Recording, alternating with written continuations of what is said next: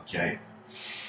Hello, everyone. Welcome to today's episode. The title is Welcomed by the Nature of the World, and I want to speak about a concept of I guess, there's this concept called the Anima-Mundi, which is an ancient Greek term, and in some sense it suggests the world soul. I'm going to get into that later, what it exactly means, but I created the concept of the Anima-Mundane. And when you look at the word anima, it has a definition of animate as if it's the soul. I know that anima in Italian, it is soul, but I think it probably comes from Latin and whatnot. So anyways, the anima-mundane is how we are animating the mundane, you know, or we're the mundane animate. And then the Anima-Mundi, the world soul. So, actually here, I'll read it for you. The world soul is, according to several systems of thought, an intrinsic connection between all living things on the planet, which relates to the world in much the same way as the soul is connected to the human body.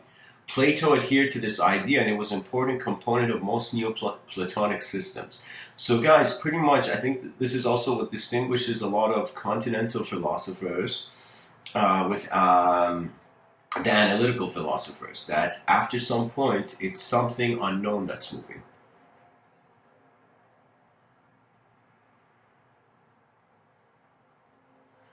Plato seems to have suggested the idea in this way, where he says, therefore, we may consequently state that this world is indeed a living being endowed with a soul and intelligence. A single visible living entity containing all other living entities, which by their nature are all related.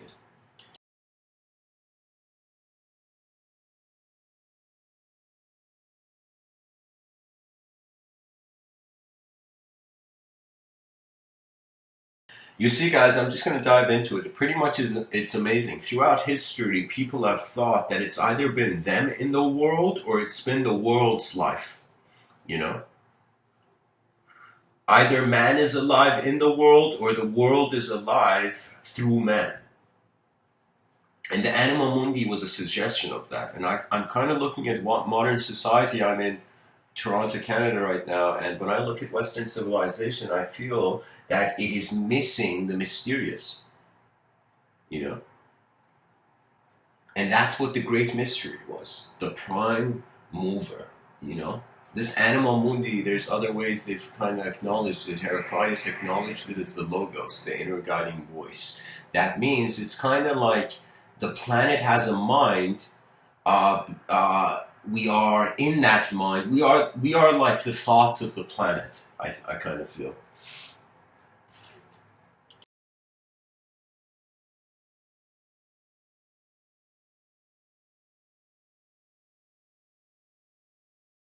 Just one thing I gotta make sure I read for the audience. This part's important. The Stoics believed it to be the only vital force in the universe. Similar concepts also hold in systems of Eastern philosophy, in the Brahman Atman of Hinduism, the Buddha nature in Mahayana Buddhism, and the school of Yin Yang in Taoism and Neo-Confucianism as key. So you see, guys, this concept of the oversoul, the world soul, the soul of the universe. Another way of it is like God, I guess, in a monotheistic sense. God's will. You know, I remember being a kid in Iran, and Iran is a theocratical society. That means it's like, uh, you see, some nations are infused. It's kind of hilarious. It's like, just like we have people that are religious and people that are not religious, we have nations, and we have the politics of nations that are religious and are not religious. You know, so imagine some nations, they are religious nations, right? And so Iran is one of them. It wasn't, but after a certain point, it became a religious nation. And when I remember being a kid there and like something interesting happening in the street and everybody saying mashallah, mashallah, you know, or when you hope for something, they say inshallah, which means like God's will, God willing, God willing. They constantly use this term God willing. And what it means is it creates this kind of invisible collective cultural context. Even this idea of the Anima-Mundi. I keep talking about Western philosophy is going to reach a point where it has to kind of wonder about the constitution of not just the outer human being, but the inner human being. Psychologists have attempted it, but psychologists are kind of being told to hold back. It's like, let me tell you, the psychologist is like the middle brother. Playfully, let's say this, you know? Let's say philosophy is the older brother, and science is the younger brother, and psychology is the middle brother. Okay? Yeah. Or let me say it like this: science is the older brother. You know, historically this is inaccurate, but like I'm saying because so many people don't realize. Right now, scientists look at philosophers and they're like, "All right, buddy, why don't you speak at the end?" But science branched out of philosophy. We got to understand all knowledge was questions being asked and attempts towards the answer. That is it.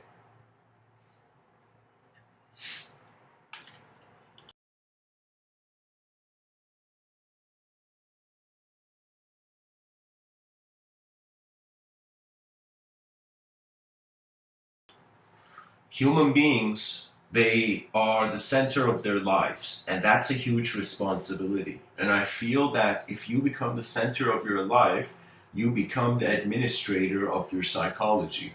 And many people, I think their psychology would lead to a point where they didn't want to administer it because they would suffer. So it's kind of like, imagine there's a car and it doesn't have gas. And you've kind of been given this car and you find yourself driving in it, and suddenly in the middle of the highway the gas stops, you know? So in that moment the person is intimidated. Let's say that gas of the car not having gas is kind of like suffering. Imagine how many people on this planet don't eat. Imagine how many children are malnutritioned. On some level it makes me angry, but on another level I have to acknowledge how far the world's come. It's kind of like being in a car with no gas in the middle of a road. The gas finishes, and then who are you?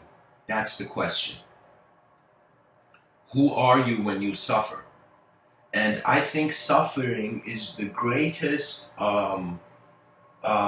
catalyst towards metaphysics. I'm not joking. I think a lot of people in the world who they've kind of gone towards spirituality is because their most immediate impression of the world didn't suffice. You see, there's some children, yes, they're born. I've seen kids like this, you know. I've seen some children who you can see them and you can see they have never been in battle. They have never lost. And it's fine. You see them and you're like, okay, let these kids still walk in paradise. You know? Because when life really shows you its true colors, it also requires you to show your true colors. And there's been many moments I've tried to not engage the moment, but the moment came tapping on my shoulder. It came tapping on the shoulder. I was like, leave me alone, moment. But the moment came, and once I confronted it, I understood a new dimension. I understood a new dimension to myself. So I can tell you, when you see fear, whack-a-mole it on the spot. Anytime you feel fear or intensity or something, go quickly find out. Because what changes perspective is additional information. And additional information cannot enter until you change location, or if you want to talk about inner location, unless you change your mind. In Japan, they would say the man is the room he enters. Do you know? And in mysticism, they would say, your mind is the room. When will humanity rise? When will we realize an advanced civilization is what we deserve? When? We come into this world being castles made of sand, and at the end of it, with our furious attempts, we start breaking away. You know, and it's kind of hilarious. It's like we have to have the most complex, the educational system should be upside down. I feel children should be taught the most complex things at the youngest age and the most simplest things as they get older. The educational system has got it wrong. And there's something that people don't realize. The world is, I don't know if this concept people have talked about, but it is communicatable. What does that mean? That means the same way we think about the universe, like there were people who came and looked at the universe and they're like, yo, I'm in a room. What if the whole universe is a room? What does that mean? We saw in the small, in the big. And it is the most crucial task of the educational system is to hire fractal thinkers.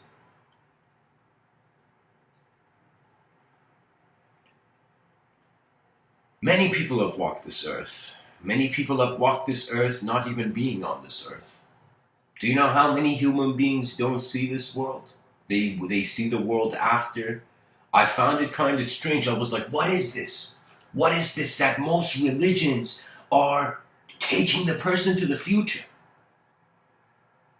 I was like, what is this? When you come in physical society, it gets rough, you want to get out. You know, if you want a physical destination, you just want to find some gold on the mountain and just go to your safe place, you know?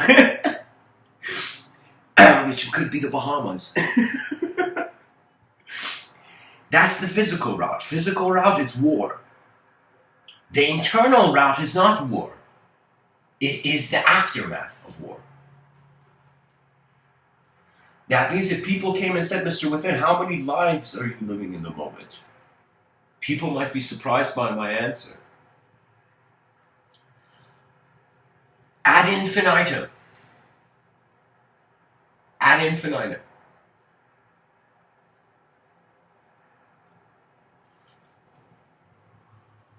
Intelligence is like water. It's like drops of rain on your windshield as they trickle down and unite over time. I feel that we are not one being. I feel consciousness emerges out of a collection of conscious activity. I looked at my hand, I looked at my ear, I looked at the organs of the body, and I was like, what is this? You know, and it was like when I was young, I did something. I kind of scared like my family. I scared them in a silly way. We had bought these strawberries, which were, they kind of looked like, this is strange, but the strawberry was big and it kind of looked like a tongue. Okay? And I remember like the 15-year-old version of me getting that strawberry, putting it in my mouth as if it's my tongue, right? And I remember I just walked in front of my family and they were like for a second just like, what? And then they realized I'm holding a strawberry, you know? I don't know how well I explained that, but anyways, maybe I'll leave that there. I don't know. Life seems to be a journey through masks of conception. When you look at Taoism, you come to a sense that there is a sort of balance.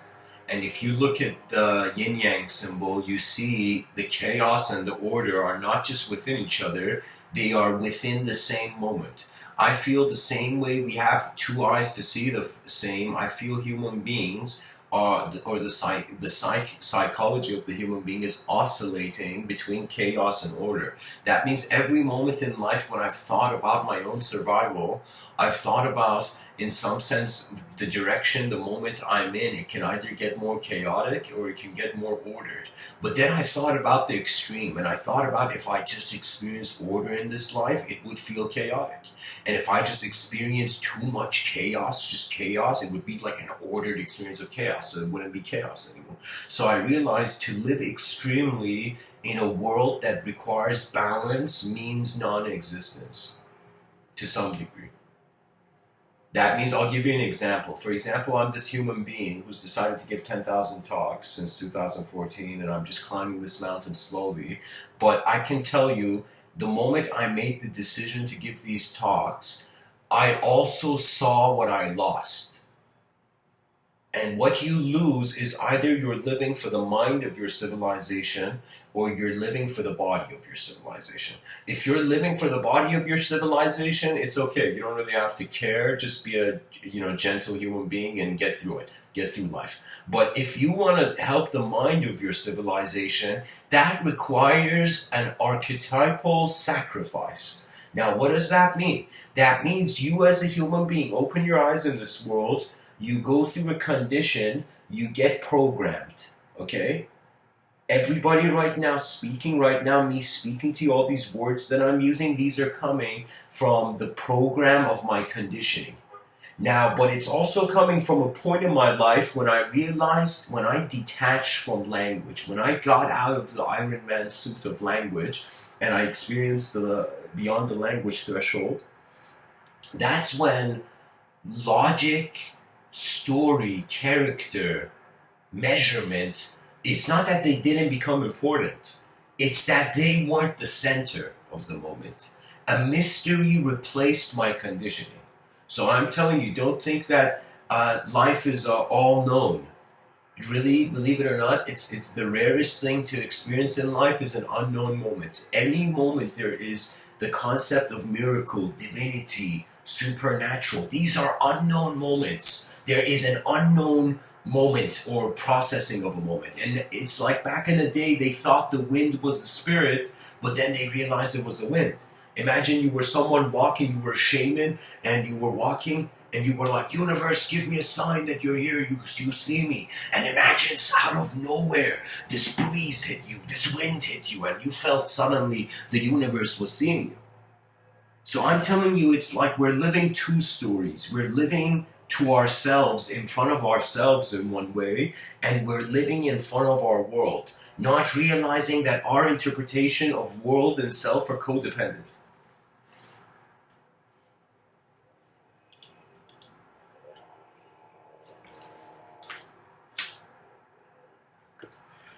In my life, I have experienced moments where I feel I've been welcomed by the nature of the world, but it has never been consciously. Consciousness is not the point. The issue is if we just see consciousness as a species, we're going to become inconceivable. Pure consciousness has no body.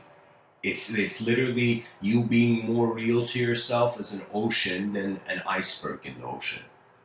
And we shouldn't fear it. Man has so many trials left to go through. Do you know the obstacle course that history has put for man? Do you know the influence of technology and nature? Do you know how we're going to see the two dragons fight again?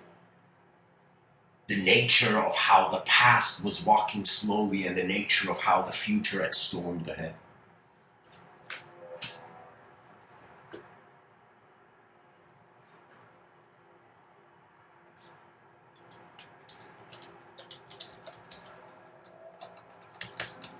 For me, it has been only when I have seen beyond myself that I have really seen nature. There was a time I felt I was an individual, and I am. I mean, physically, I appear as an individual. I am an individual. But when I say, it's like when you realize the wind that hits all the leaves of the tree of knowledge also hits you. Man is a creature that can, in some sense, land his future into his past. I've kind of held back speaking about it, but hopefully in the future, I was going to have these workshops on this concept of the future self. I think literally modern civilization is obsessed with the future self, and when people want to explain how they feel about their own future, they go to their past automatically.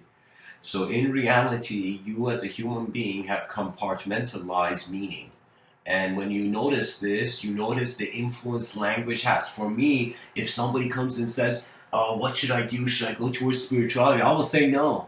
Before spirituality, you have to study and be observant. Observe what language has become a mask for the world you see. I have fought with language. What does that mean? I don't mean people like saying things to me and me saying things back to them. That's not fighting with language. Fighting with language means you are a child with your own experience, and as you move through environments, definitions keep getting poured in.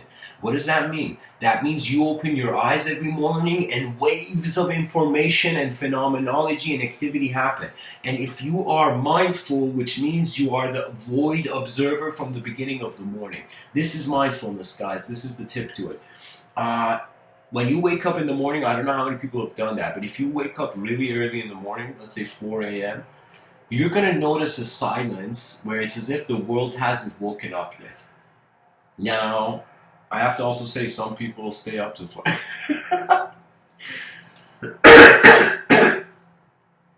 But the idea is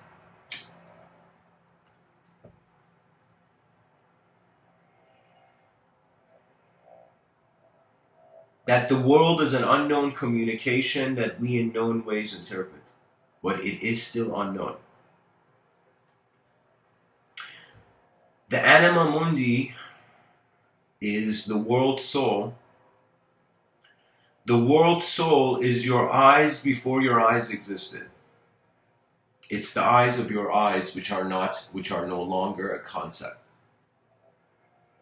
Or I would say it's the eyes of your eyes of your eyes.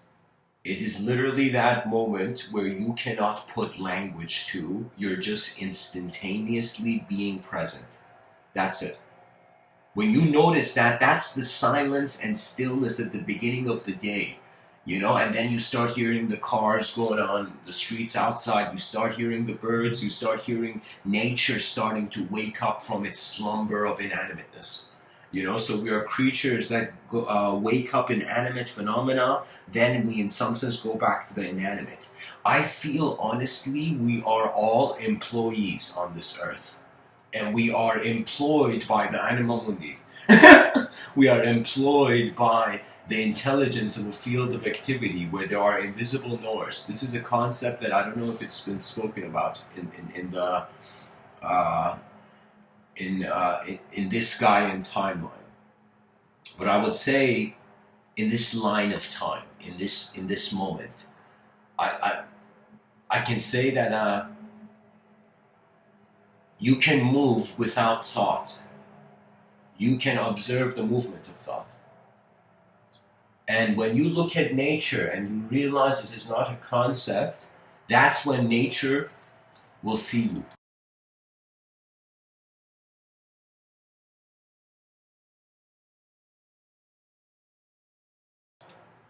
There's times that, I don't know, after some point everything has its toll on the person, you know.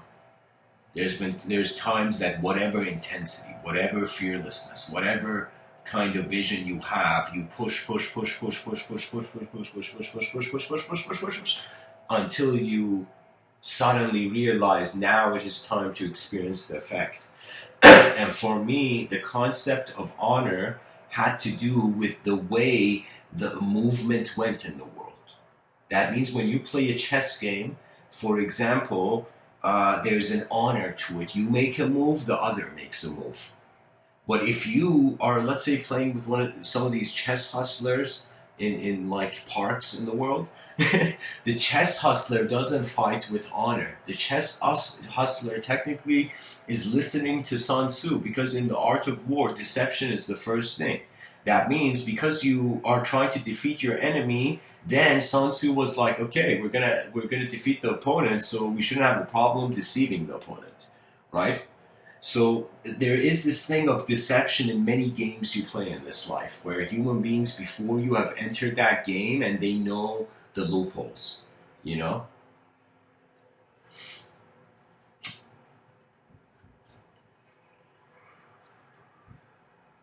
So guys, we have a question, an important question.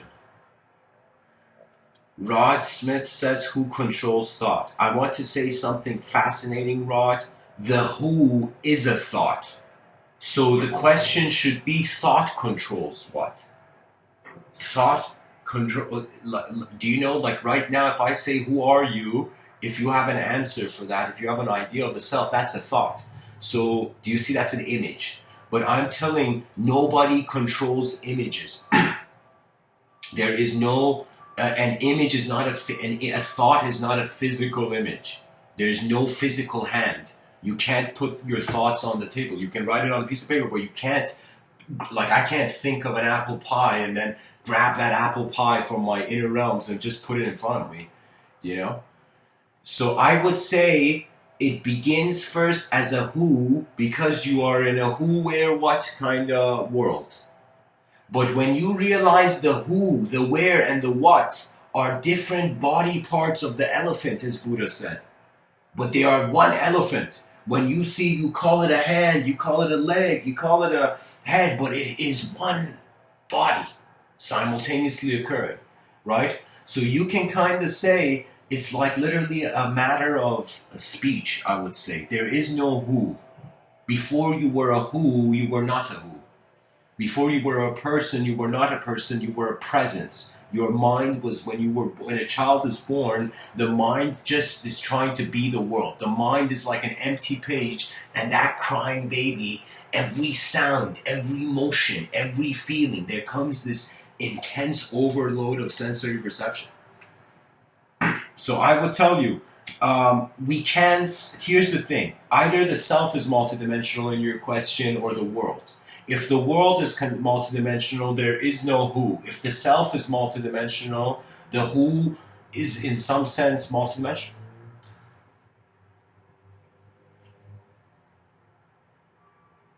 So it's a great question. Who controls thought? I mean, I could give you certain other people in history who's given it an answer. Who controls thought is a question, for example, in Advaita, the school of thought of Advaita, they acknowledge. For example, you go listen to the lineage of Ramana Maharshi, Papaji, and Muji. You know, you begin to see all they're saying is, who are you? Who are you? Who are you? What is this who? Where is this who?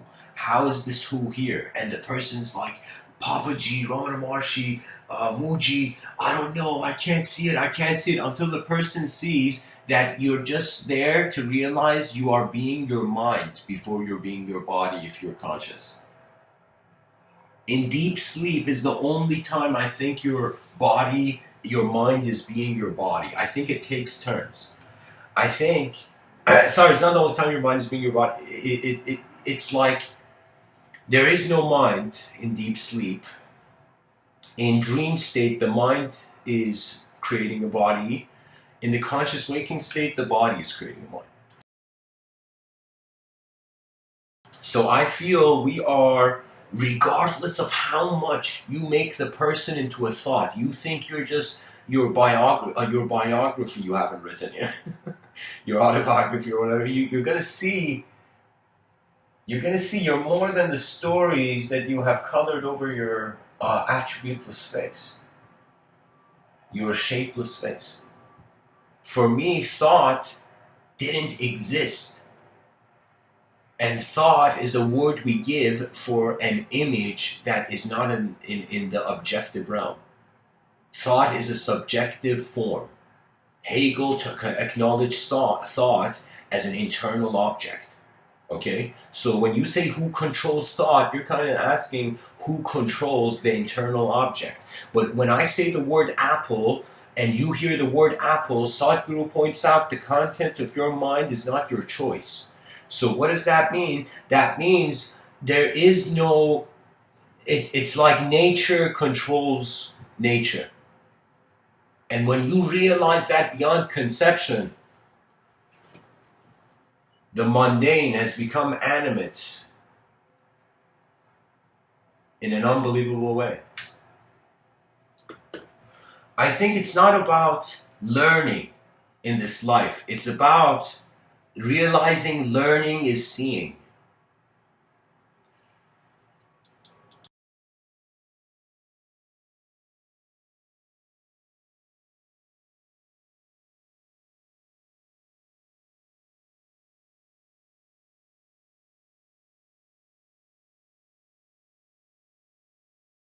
I feel there are two kinds of philosophers. I think there are philosophers that look at the words, and there are philosophers that look at the image behind the words.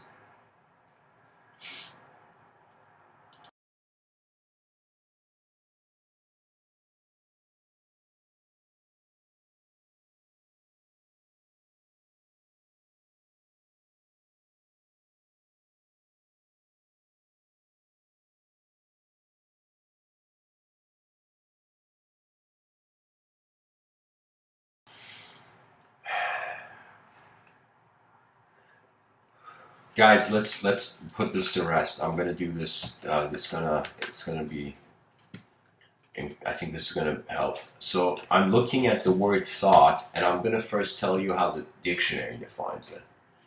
Thought, noun, an idea or opinion produced by thinking or occurring suddenly in the mind. That's one definition of thought. One's mind or attention. That's another definition of thought. An act of considering or remembering someone or something. Another definition is an intention, hope, or idea of doing or receiving something.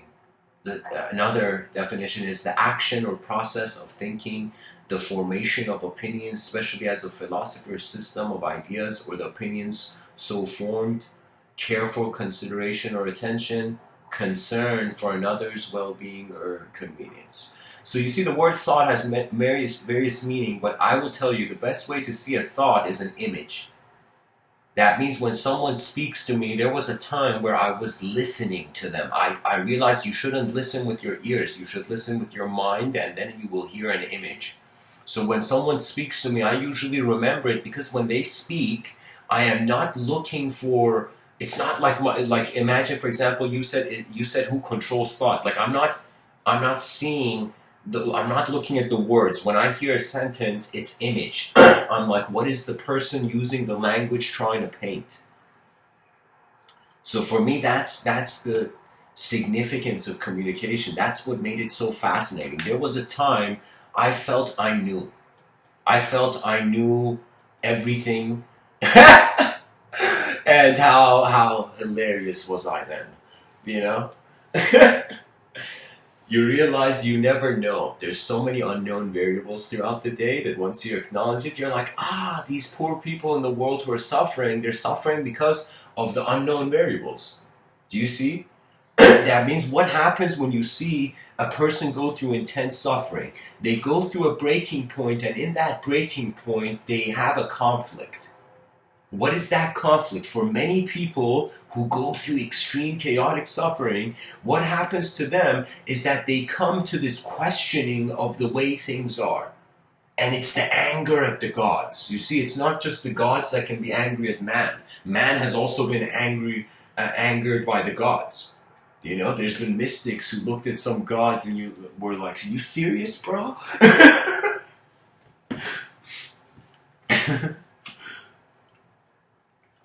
There was this king in Greece or something back in the day where this king was like, had beef with Poseidon.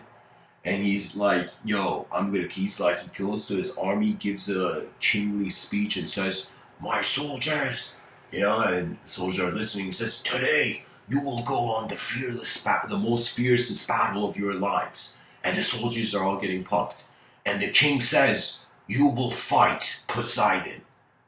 And the soldiers are like, what? You want us to fight a god of water, god of the ocean? And the king's like, yeah. And so what ends up happening is the army runs into the ocean, and these soldiers with their swords start attacking the ocean. And the king smiles in the distance. He's like, Poseidon, I'm attacking your ocean. What you gonna do? And I don't know if a tidal wave comes, or imagine a giant whale jumps out of the ocean.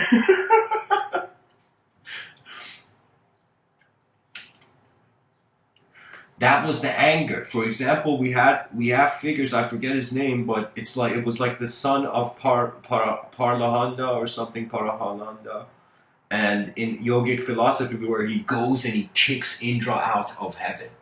Right? There was like this king that kind of, one of the gods was jealous of this mystic who was this decent, very humble, sincere mystic, and the god was jealous of the mystic. Okay?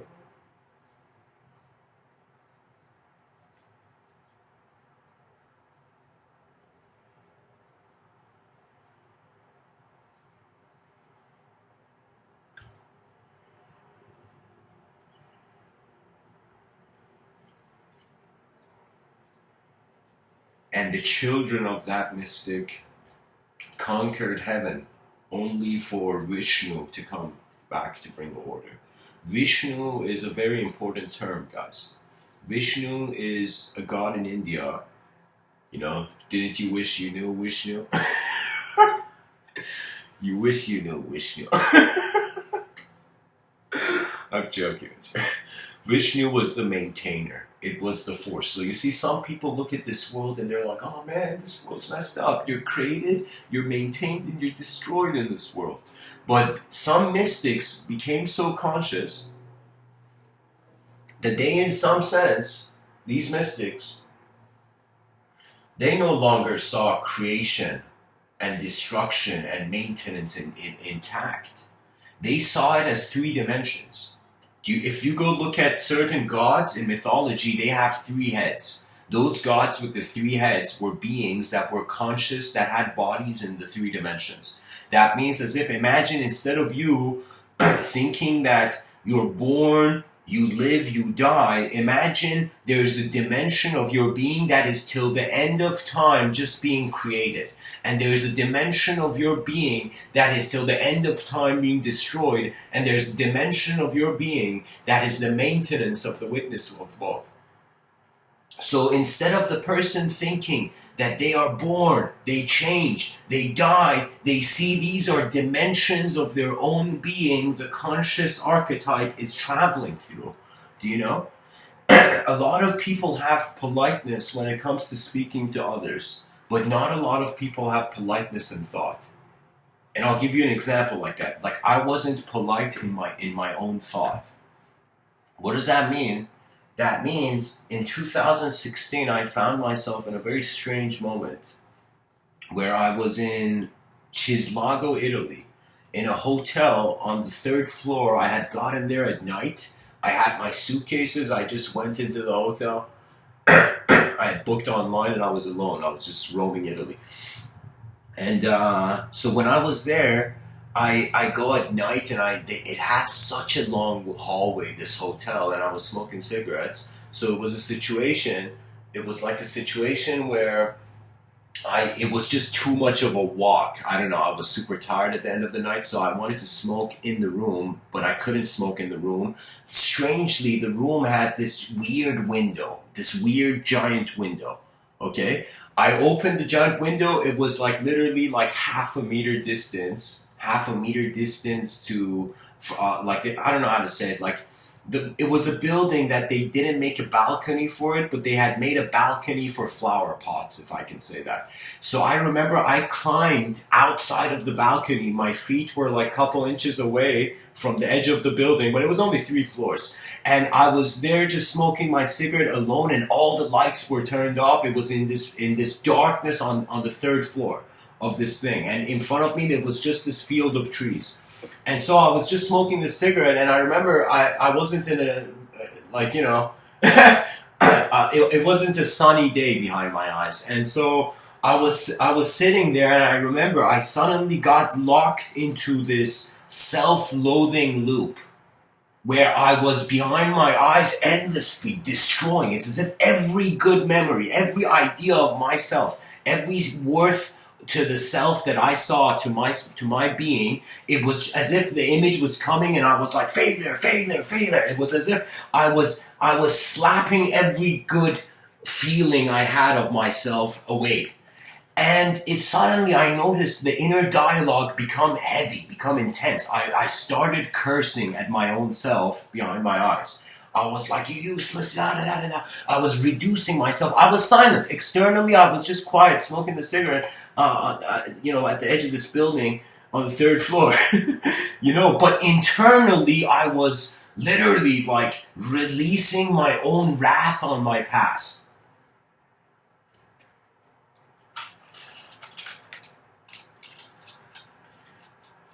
And it was intense. And something snapped me out of it, and let me tell you what it was. The inner dialogue made me realize I was caught in a, let's call it a depression loop. Okay? As it was a sort of, literally I was endlessly reducing my own value to myself in my own eyes. And let me tell you how I snapped out of it. So I was there, and while every time a memory of something I felt good I had done came, I was instantly banishing and exiling my self-worth from my own mind. And then something happened where behind my eyes in the inner dialogue, I was insulting my own past. I was cursing my own past. But then The insult repeated. And that's when I was like, whoa, whoa, whoa, whoa.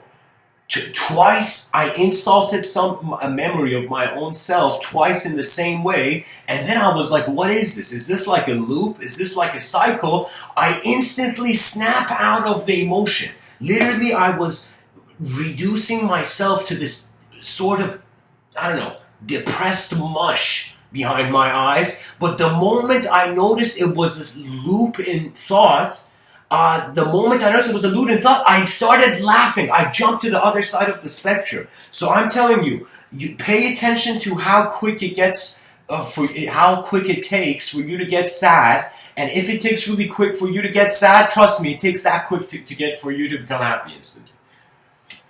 We have to remember the human psychology is like you give the child something, a toy, the child's like laughing, giggling. The moment you take the toy away, the child starts crying. You get the toy back, the child starts laughing. The child has no language, no idea of heaven or hell or good or bad or efficient or inefficient. The child just wants something, and when it goes away, it denies itself.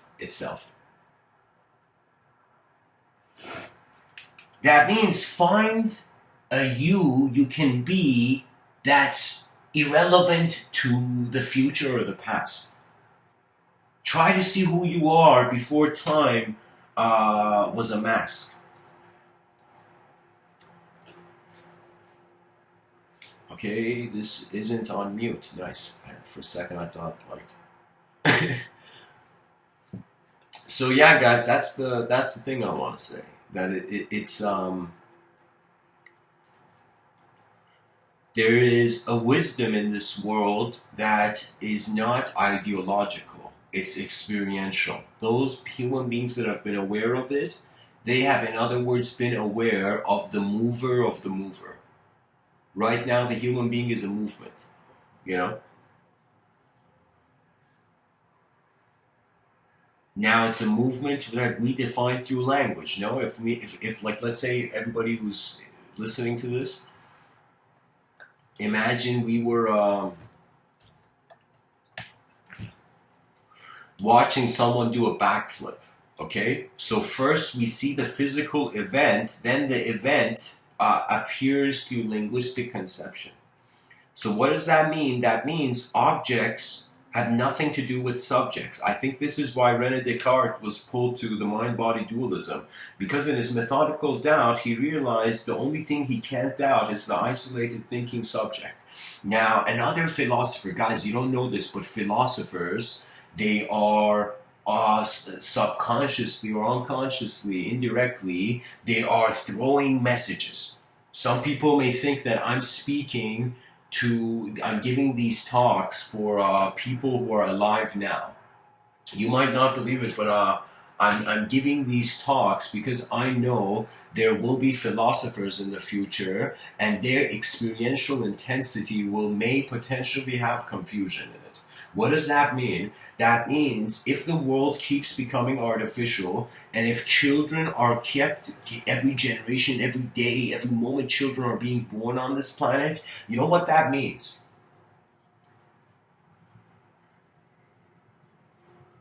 That means children are naturally born in an artificial system, and their first conditioning is that the artificial is natural.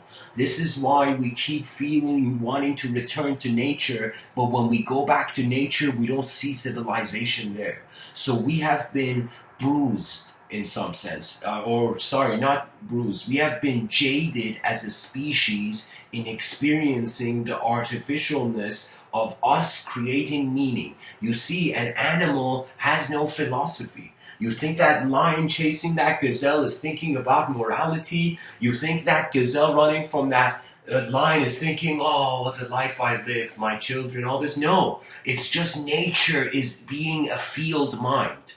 We are like a particle that emerged moving in this field, then we found a way to copy the field. So we are technically smaller fields of being, and I wouldn't be surprised if every thought that the human being has in a subtler dimension is actually another world being created. I feel that our minds are other universes. And there's no way we can prove this. because language breaks down as we go, as we reverse engineer.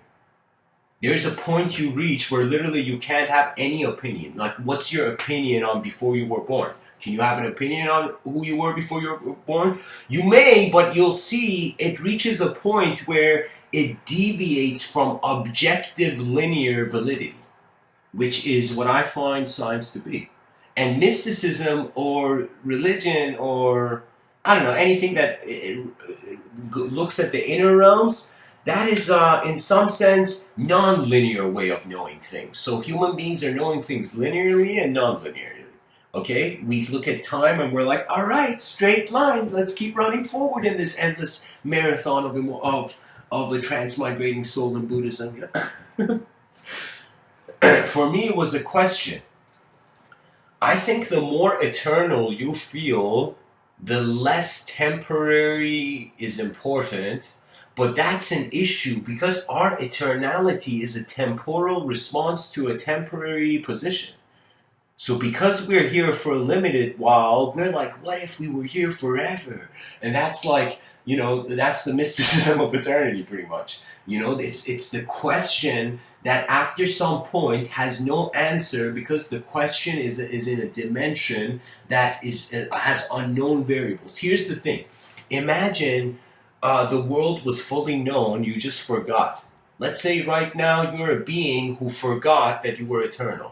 Now, this is a very strange claim. It's an incredibly strange claim because our sense of what is real is the temporary. So the eternal has nowhere left in definition than to be the unreal. But what if the temporary was never temporary? We in science are introduced to the concept of energy. I was laughing, guys, when I saw the theist and atheist debate. And I'll be honest, I was laughing at both of them. I was laughing both at the atheists and theists. And you know why?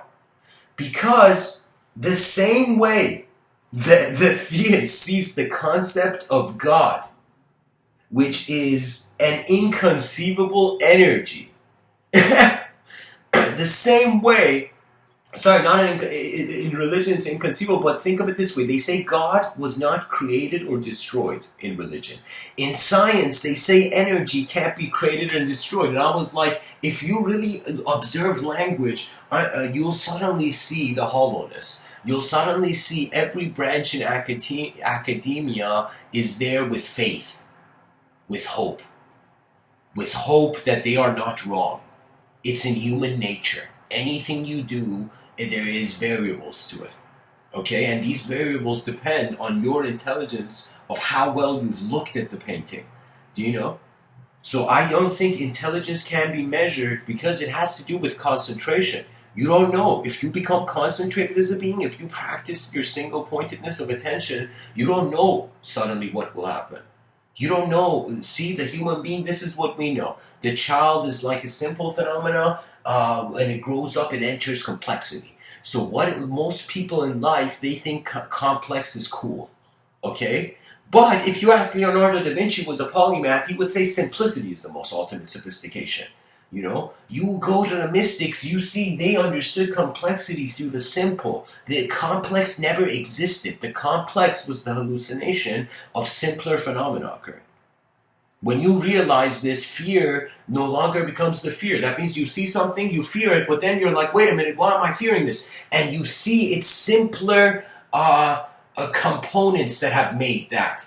So dismantle your fear into smaller fear. Divide and conquer your fear. Divide and conquer. This world has a dimension to it which is, we think it's hostile because we think humanity has to be a certain way all the time. There's no such thing. In a changing world, to have certainty of belief is literally using a picture as a blindfold. You're not here to just read the catalog of the world. You're here to experience the world. And it's kind of like, I think every time we sleep, it's like a collective being punching out of its individual work.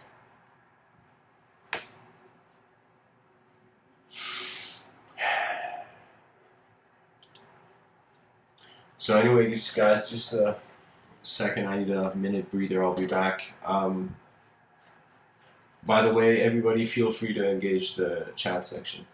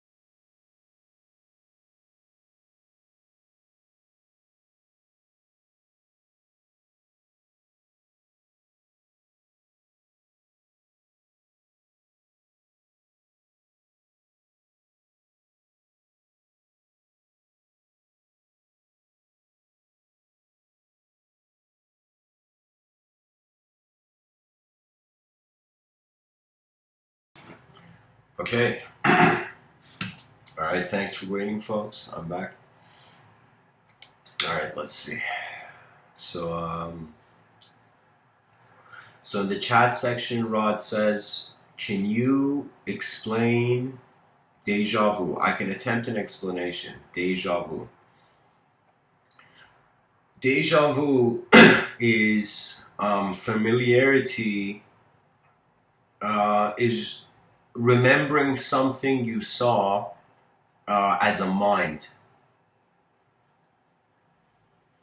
So let me give you an example. I had an experience. I've experienced this once in my lifetime. Deja vu moments, moments of being somewhere and feeling like I've been there before, like that's there. But once I had a incredible incident happen, and it was hilarious. I'll tell you. I remember I see a dream that in the dream I just literally, it's a glimpse dream. It's not a long dream. It's just a short dream where I just see this kind of like like as if I'm in some building and I'm just seeing a part of the inside of the building. Okay. Now, like a week or like 2 weeks later, I get invited to this PF Chang. Okay, PF Chang restaurant, and when we're there, I take a break to walk to go to, the lavatory, the restroom, and as I'm going there, there's a part of the hallway to the restroom that exactly was that moment. And I just stopped and I was like, I saw this exact image in a dream. Okay? So I would say, just like how it's what I feel in our dream states, we are animate in a non-local way. I feel before you wake up, you actually live your day. Some people may disagree, but I feel we are living ahead simultaneously. I feel on a subtle level, we are deja vu is because your soul is weeks ahead of you. That's a playful, poetic way of saying it. But what I feel the experience was literally a complete validity of a non-physical state of experience in a physical state of experience.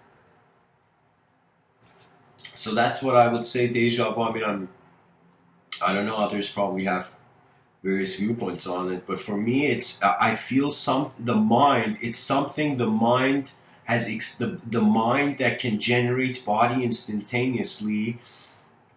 Like, here's the thing. Let's start from here. Let's say you have a dream. Okay, when you have a dream, and let's say you experience a body in your dream, and in your dream, let's say you're beside a waterfall. Okay. So you are having a dream, you're walking, and let's say in the dream, you move your hand under the waterfall and you feel the water. Very slowly, of course. Never just put your hand straight into a waterfall, guys. Just very slowly have your hand graze the water. And so imagine you put your hand under the waterfall there, and it becomes this feeling, sensation, and then you wake up and you're like, wait a minute, how was I experiencing that waterfall? And you see your mind created a body in the dream, and created a body in the dream,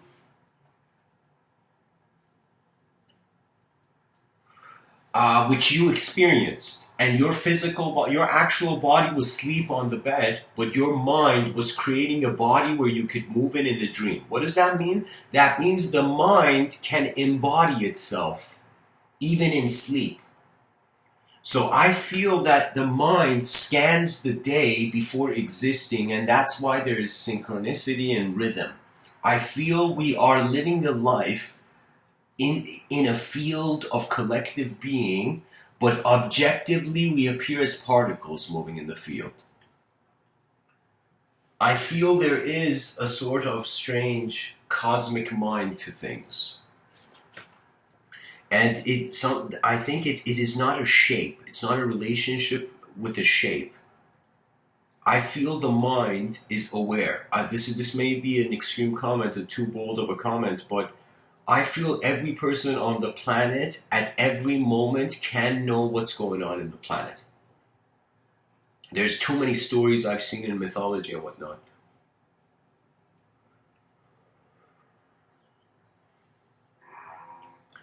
You know, this is the fascinating question, guys.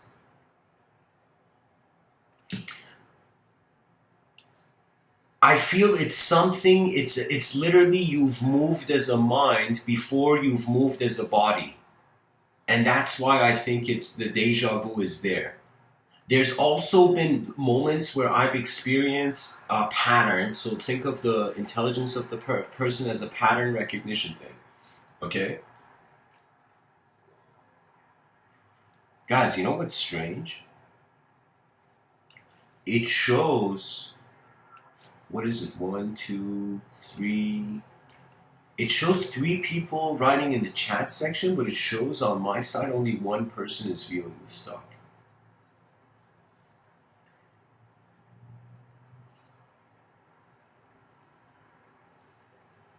Oh no, it's showing 5 now.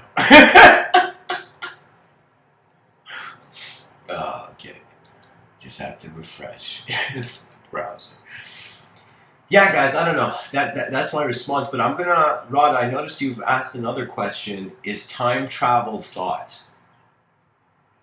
Great question. Not a lot of people thinking about time travel think about time being a thought. So, I mean, they think of time as being the 4th dimension, you know? That means if you are in 2 spaces, literally I gave a talk in the same spot yesterday, and I gave a talk the day before, and what is differentiating the 2 different physical dimensions is the addition of time.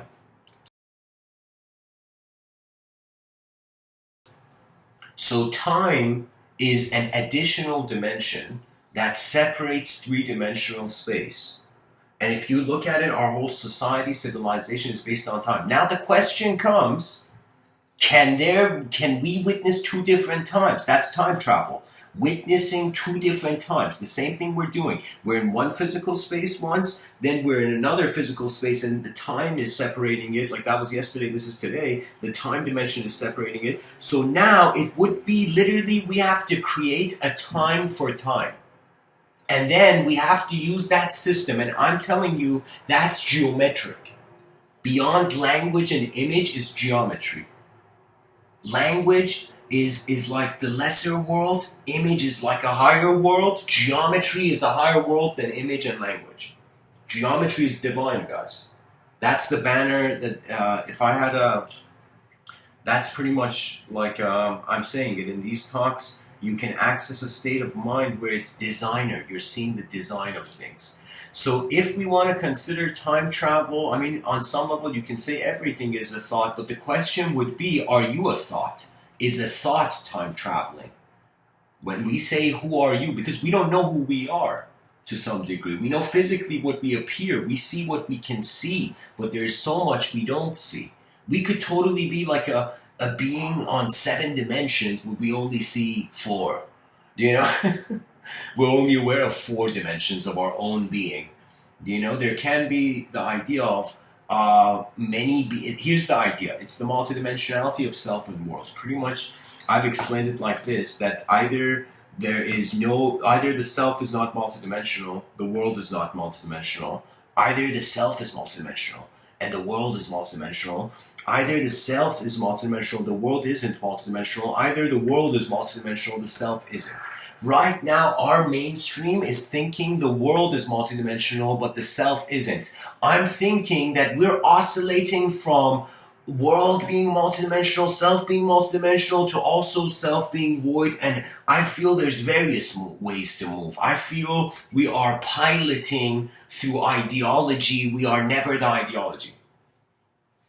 I feel we are the wind between the branches of knowledge. We're not what we know. The capacity of having a new experience means a total reformatting of your past. Every word I say technically influences my own consciousness. And that's the hilarious thing, you know, that your ears hear your own voice. Your mind observes your own action. and your illusion is in its own truth. So we have to prepare for a multidimensional civilization. This is the story of history. World not being multidimensional, self not being multidimensional, then evolution happened, self became a bit multidimensional, okay?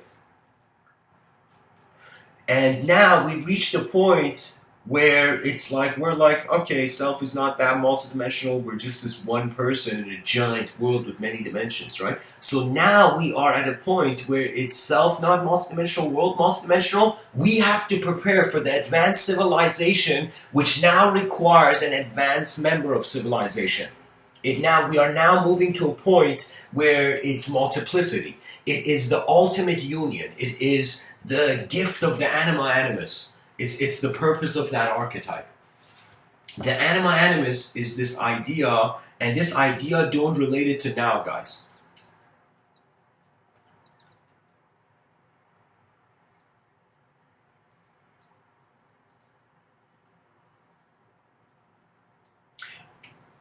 Okay, guys, I was going to explain something next level, but the questions are also next level, so... So, Rod, I agree with you. Albert Einstein has this quote. He says, we created time, so everything doesn't happen all at once. So I agree with you there, Rod. JH says, we're not aware of it while experiencing ourselves in this dimension, but I think it's changing. Dimensions are crossing each other more than ever. What do you think?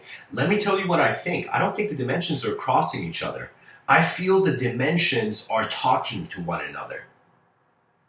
I feel the Anima-Mundi is how worlds are speaking to it, and man is like on the shoulder of this giant. And if man can understand that language, he will become a galactic movement. That's when galactic archetypes will be the countercultural renaissance, where human beings right now, we are just defining ourselves based on how we've painted the face of the earth, how we've divided the earth, and we're like,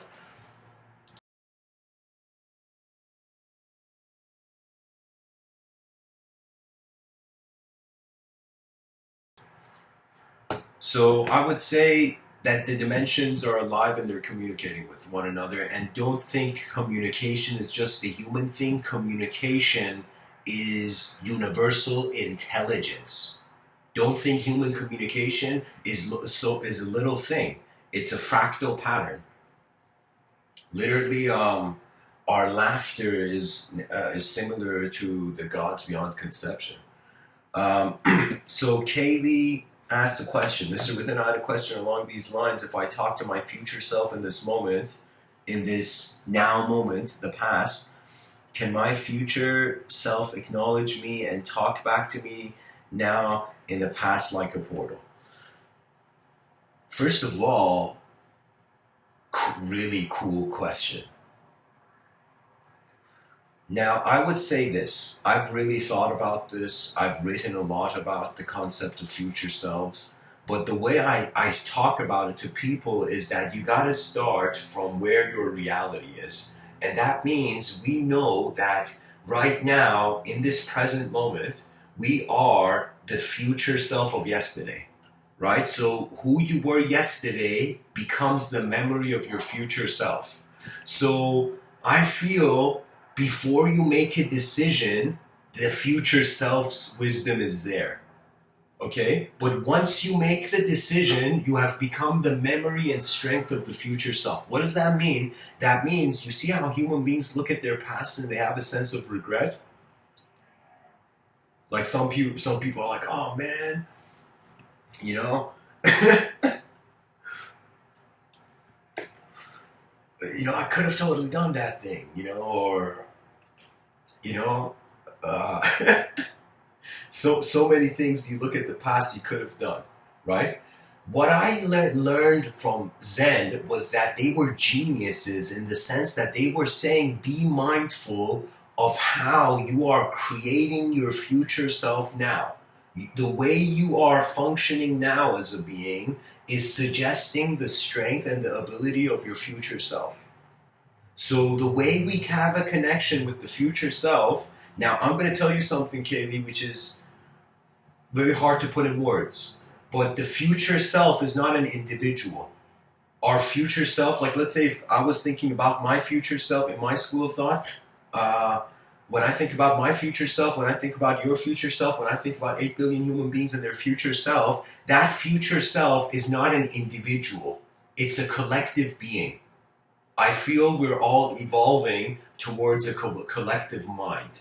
I think that's the game of species. We appear manifest, we're aware there's more than the manifest, we get pulled, we push ourselves first, then we get pulled. When we get pulled by that which is the inconceivable, it literally means, what is evolution? Evolution is an urge towards eternity. Think about it. We want to continue endlessly. It's an eternal urge. So technically, we think we're temporal, but we act as if we want to be eternal. So I would say yes. My response would be yes, in the sense that your future self is an ocean, your self now is in some sense like an iceberg. And as you go through time, this iceberg melts and becomes the ocean. So the more your future self is literally the opposite of now. So if you think you're an individual object and you're conscious, your future self will appear to you as a collective, unconscious, you know, subject or whatnot. So I'm telling you, it's here. I wrote this strange book, guys, and I decided to not edit it just for the sake of history. But let me go find the book. There's something I write there about this.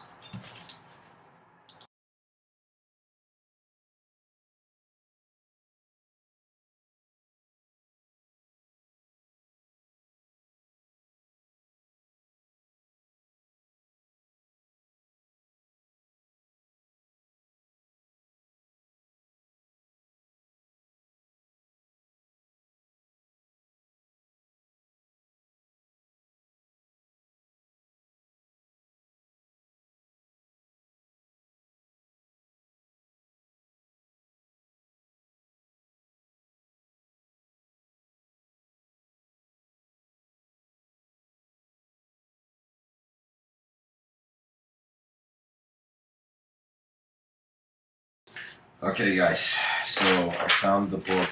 Let me just find the table of contents, and I'll tell you how I explained it in 2013 or 14, or whenever I wrote this.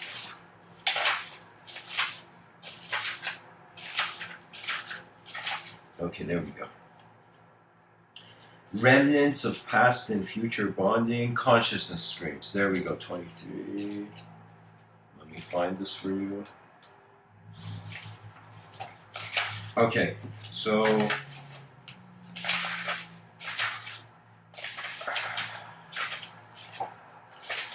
where's the question? Jesus.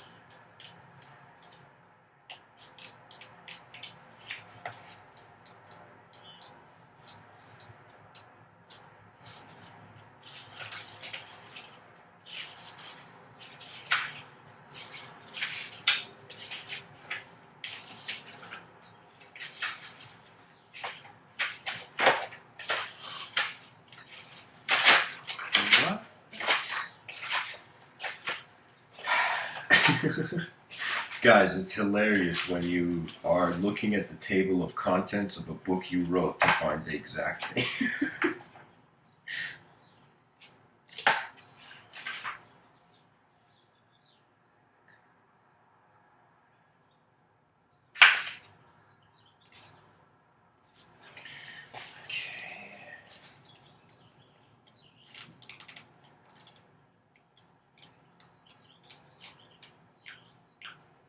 Out of curiosity, can the listeners hear the birds outside my window? Let's have a thumbs up for the birds, guys.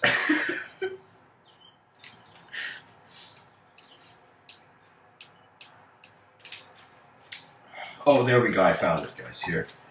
So, I'm just going to read this part of this book I wrote called The Great Work. A discovery of life.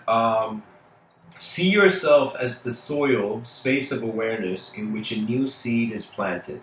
The seeds require your presence, your expressive engagement to grow. Therefore, emergence of purpose and expression in a new light. The explorers and treasure revealers of the future must engage life in new ways, and to begin perceiving nature in a manner such as mentioned above. A discovery of life to discover the life that lives. As you read this work, see it as an expression that is being observed by the infinite expression that you are. There is no longer any importance to keep reference points, for we are here to discover the nature of a being. And so we will have ourselves perceiving through utmost trust in the circle. For if we do not understand the nature of our lives and space where our expression comes from and is interpreted, then we will walk in limited confusion. Therefore, to simplify the point,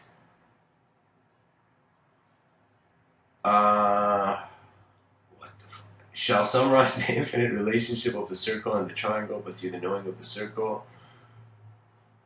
Okay, here, guys, I was reading, I should have read from further ahead. The next concept that will be introduced will be consciousness. So, guys, listen to this part. This is Kaylee. This is my attempt to kind of share insight in your question. The next concept that will be introduced will be consciousness streams. For as one is always expression, one simply needs to become aware of other expression that is occurring outside one's current limited reference points.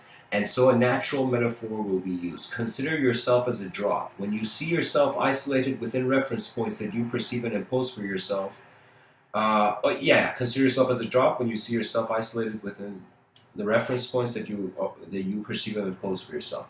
However, you as an energetic expression do not stop growing or changing. Therefore, perceive yourself as a moving drop. Now, as this drop moves and integrates with more of life, it integrates and begins holding a vaster presence of expression. Your reality begins to change as your reference points begin to merge. Your truths dissolve into higher truths. Then appears the beginning spark of collective integration from your current reference point. From the reference point you hold, it is from that geometric expression which you are moving outwards to discover vaster collective shapes than the one you identify and refer to. So it's kind of like your past is a drop, your future is a river. The past was a drop, the present is a river, the future is an ocean. I think that's pretty much it. So you're kind of being a river for an ocean. Sorry, Katie, that's all I got for you, you know.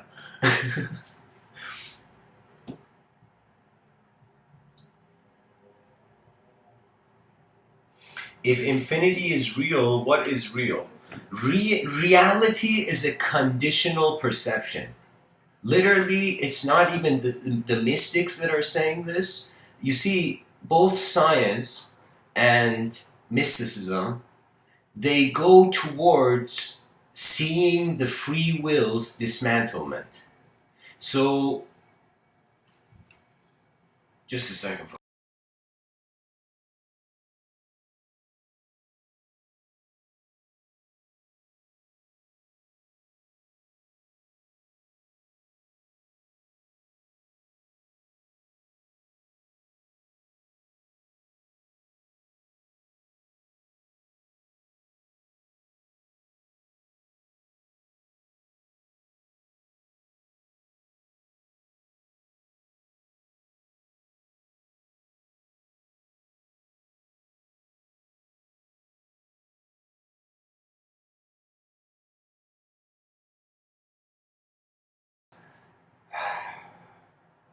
Guys, one thing to add about the future self idea.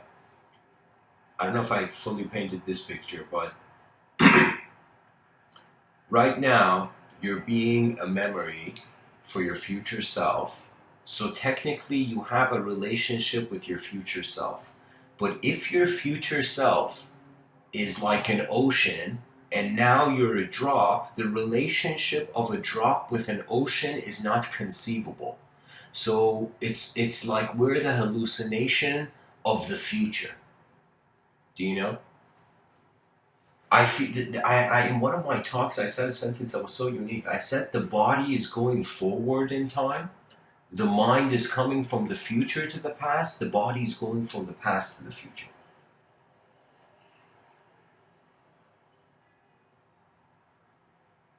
And I don't know, but somehow I feel that could somehow explain the mechanics of the archaic revival Teresa kind of spoke about. I have had relationships. There's been moments where I felt that not only my future self, there was a time where I felt I was literally in a. I had this sort of. I mean, you can totally say it was just a phenomenology in the inner realm, but it was real to me in that moment where I think it was 2016. I fell in the kitchen and I couldn't breathe, and it was due to this sort of panic, not panic, this kind of physical. It was this intense situation. And it wasn't something where it was like a health condition, it was breathing mismanagement. I had done something so intense that I was like, something intense was happening that it was like my breathing was out of sync. So I was I don't know, my inhale, exhale, there was something off. And then for a second, I just realized I can't, like, I don't have the energy to stand up and breathe, so I just let myself lie down on the ground and I was just panting. And there was a moment there where I felt for a second, what if right now is the moment? It was like that kind of feeling. I was like, what if this is the moment where I'm leaving, right? And then in my inner realms, I felt the presence of this, I felt the presence of what in that moment I fathomed as my future daughter and son. And it was like beings. There was a relationship there.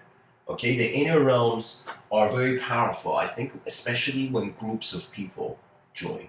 The inner realms suddenly move in strange ways. So I feel the more minds there is in the room, the more the weather of the inner realms is intense.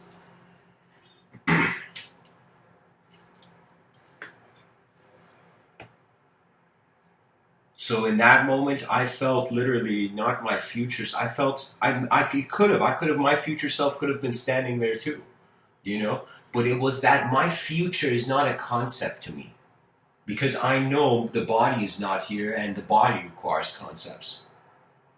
Beyond the experience of the body, there's no conception. Civilization, society. That's why I say language is an advanced technology. It's not you. So, anyways, to keep going, Rod says, if infinity is real, what is real? First of all, when we look at the word infinity, it's like something infinity. When you look at the word infinite, it's what's in the finite, poetically. Okay? So I would say the infinite and the real and the unreal are two sides of a coin. And it's another way I've said that the mystic goes being this conscious individual knower, and the unconscious being like this collective unknown, or you could say in a Jungian way, you have this conscious mind and then there's the unconscious. So first you think you are a person in a world, but this relationship in the mystical journey, it transitions, it shifts. Then you become the unknown and your world becomes, you become the world. You become conscious as the world, and the self becomes unknown. So this is, guys, mysticism is not for the faint of heart. Okay, mysticism is for those people who they've studied objective reality to a point where now they sincerely are wondering what else is there. You know, that's what who mysticism is for. Anybody going towards mysticism for power, for secret worlds, for secret things, it's like you can't deviate from your nature too far, because then in your inner realms you will also perceive creatures that deviate from their nature. So let's say the more violent you are, the more violence you will fit into. Think of it again, as the book was saying, you are a moving drop. So your idea is moving. I'll tell you something, guys. Kaylee, thanks for asking this question because you opened up the context to it. Let me tell you what it is. There was for 1 week of my life, just a second, guys, I gotta change the song in the background.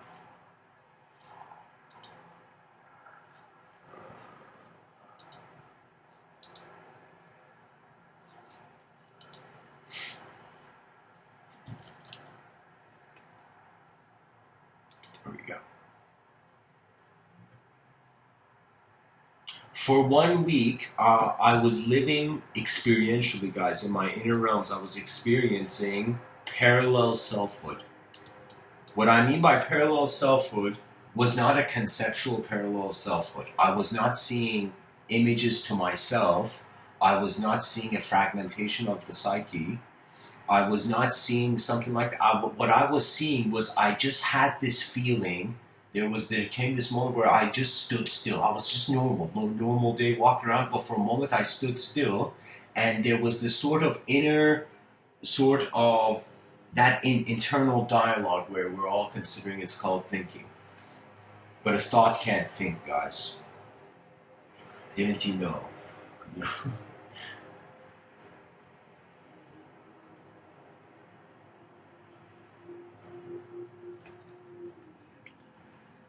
I felt that there is parallel versions of me, but I couldn't see them, and it was a feeling. It was this emotion that the way I was living in this life was influencing the other ways my eyes are open in other dimensions.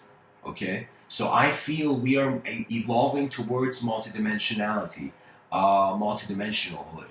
Okay? And this has been our birthright, and we're remembering it. Now we're gonna go through the chaotic phase of it because it's new. Every new thing you try at first, and there's some people like it has casualties, of course, because it's a new system, you know. But those casualties, if the system is well made, will be. Imagine we wanted to make a system. We wanted to make an collective ideological system, and we were like, if we work at 100%, there may be the least amount of casualties. That technically means we need to work at 200% and to twice as much to, in some sense, make sure there isn't.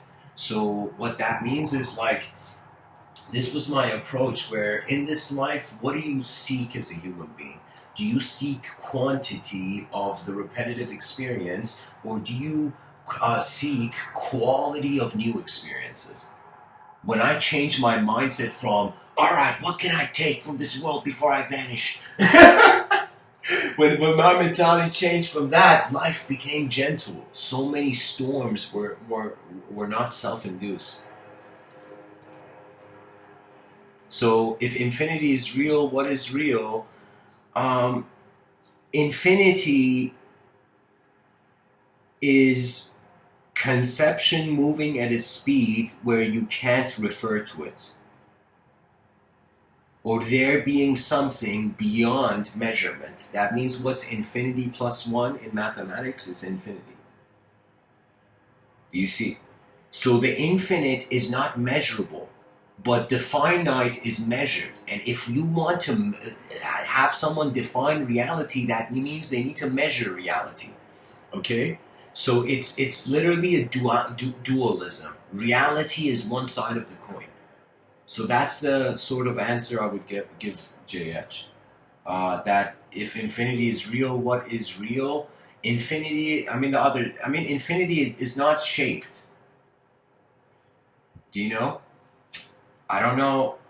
I think it's just the movement of particles. On some level, it's very interesting because if we were really looking at it as materialists, it would be a situation where we would see just atoms hovering in the middle of nowhere, and these atoms, these particles, once they've gotten into unique formation, they're hallucinating humanhood.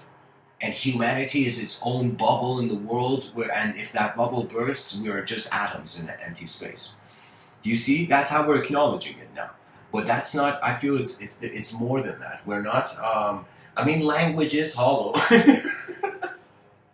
Language is literally ink, like ink on a page. Every person who reads the book, technically they don't realize, but the book is an opportunity for their mind, for their mind to project meaning. That's really what language is. Language is world building, world painting. That's what speech is. You're painting worlds.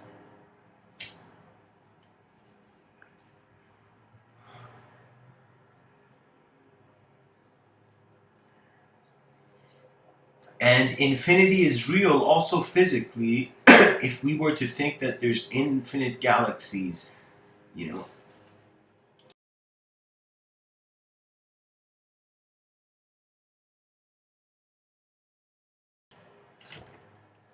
You know, it's like the astrophysicist asked the simple villager gardener, how do you see the cosmos? And the gardener was like, hey man, space is a soil and somebody's planted these planets here, you know?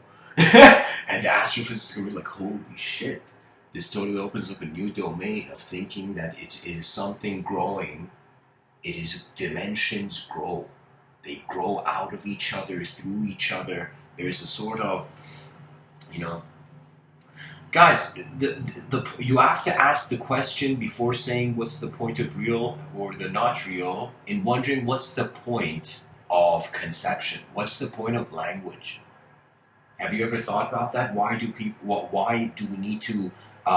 What's the point of subjects? Because they're a technology. That means if you don't, let me tell you, there's a lot of insincere philosophers in the world. These insincere philosophers, they don't have actual wonder. They have social wonder. That means most people they're trying to get their skills because they want to be seen in a certain way by their world. But I'm telling you, if you want to be seen it's like lift up your own eyes, then try to find a better world to live in. You know, so it's like first find better eyes, then find a better world.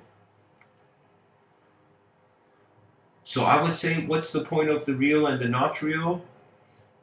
It's a duality. It's literally asking the question, what's the point of night and day? When there was light, we saw stuff. Oh my God, all this stuff's real. When there was darkness, oh, you know, there's nothing. You know? And the moon probably was like, oh, look at these poor souls in darkness. Let me just give them some light at night. You know, so technically we even owe the moon now.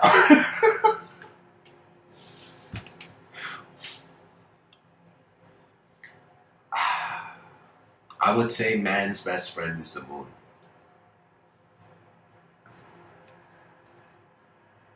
Yeah, the moon has been with us in our darkest hour.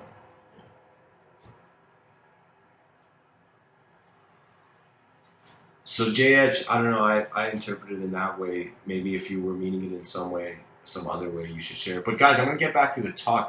There's going to be Q&A at the end, okay? But I keep asking the questions. You guys can at any moment ask a question, and at the Q&A, any amount of questions asked, I'll see the number of the questions and I'll adjust the speed of the answer to that. But honestly, incredible questions today, you know.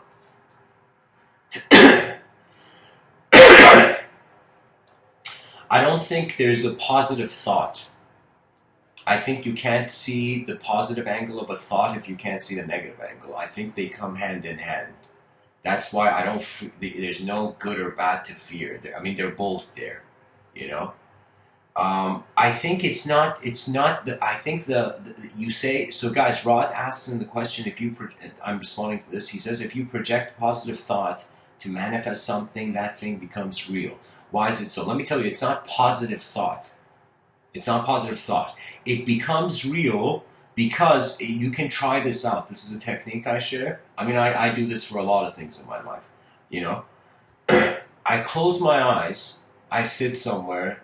You know, sometimes I just sit like, you know, on my bed. You know, it's like what better meditation cushion? You know, it's like the best meditation mat is your bed. You know,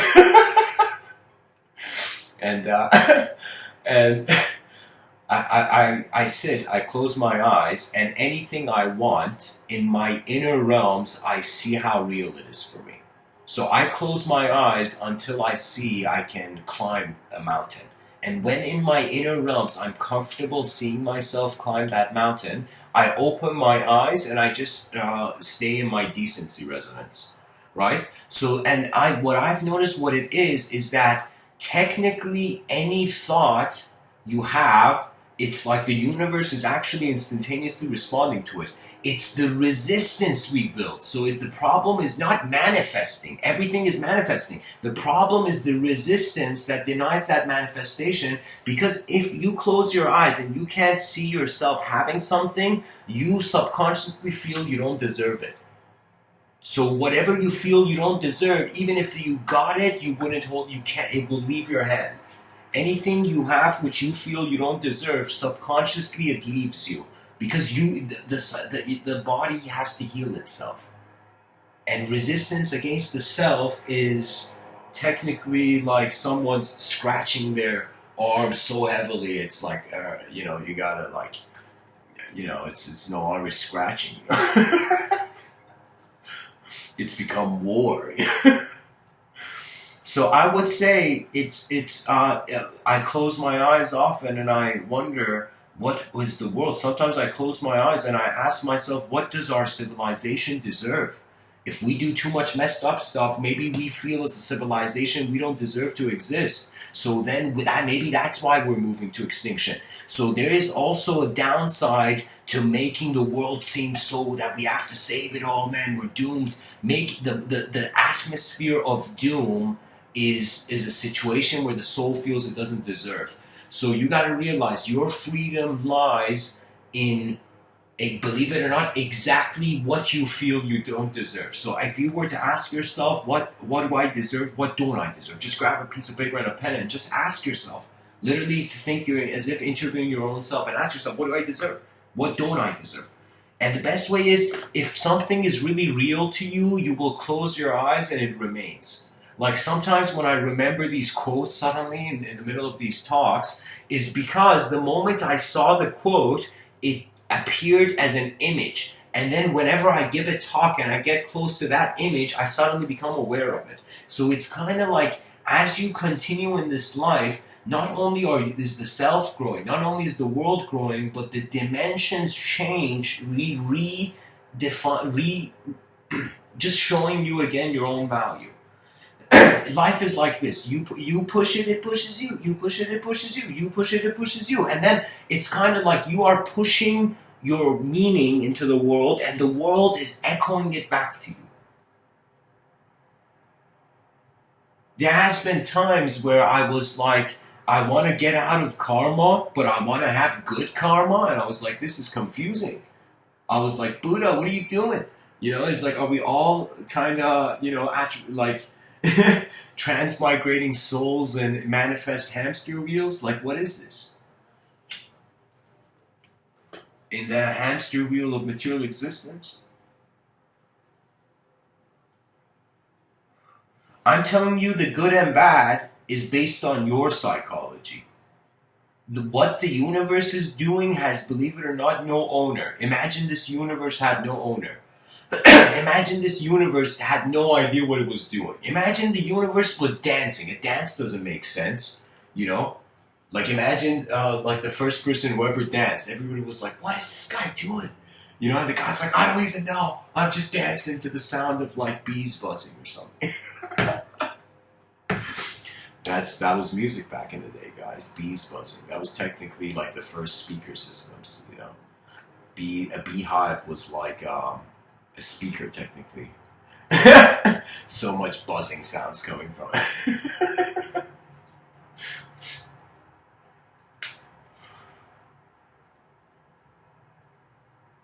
We have been welcomed by the nature of the world. We have emerged from the world. So the self cannot detach itself from the world. But if the concept of the Anima-Mundi, the mind of the world, so let's think about it for a second. Right now, the body is visible, the mind is strangely invisible, right? Right now, if you imagine something and you were at a bus stop, the other people in the bus stop can't see what you imagine. Some people might be so selfless that they may resonate with yourself and kind of see it that way, but I'm saying like, usually the inner realms, there is some strange kind of divine privacy policy to them, Unless there are some people who can read eyes. Like I personally feel I can read eyes. That means I could look at a person and I could, based on seeing how their eyes are looking at something, I can know how much they're in their inner realms. I could have an estimate of what's occurring in their inner realms. Not what's occurring, how much is occurring in their inner realms.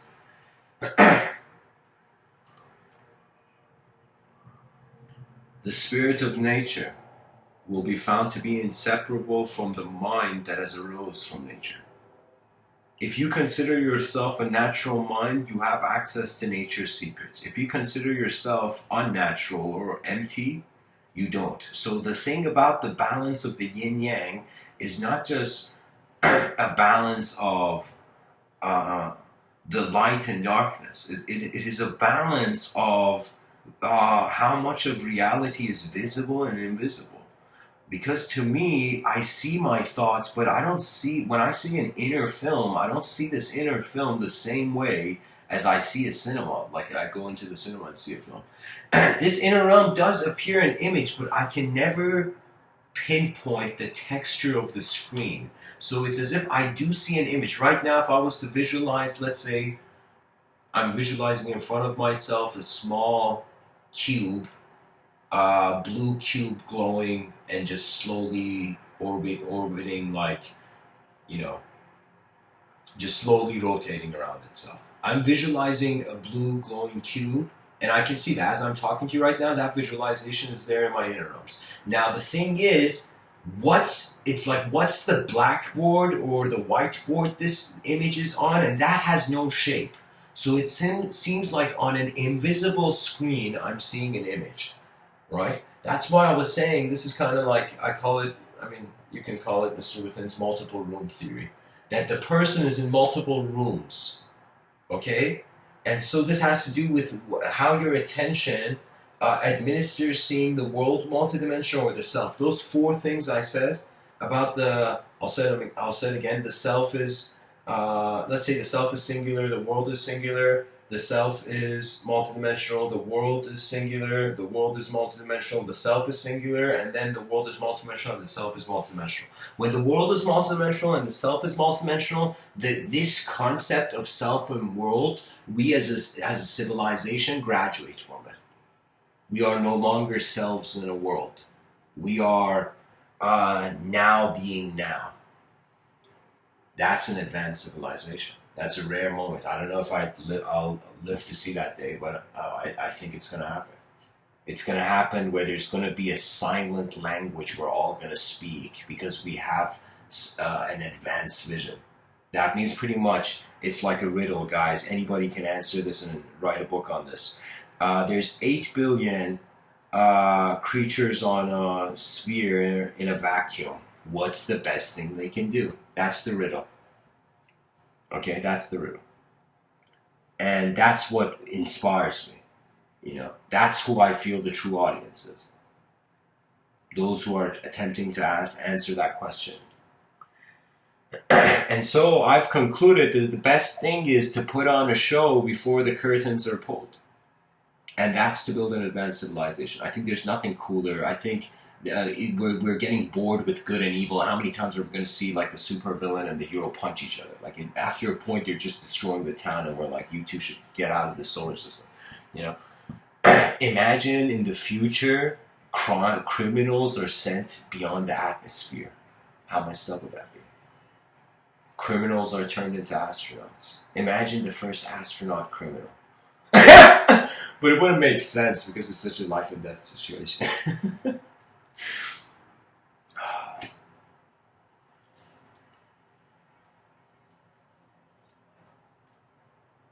There was this genius guy, I don't know his name, but I saw it in this documentary called Silicon Valley. Everybody should go see that documentary. 100%. Everybody in the world should go see this documentary called Silicon Valley. And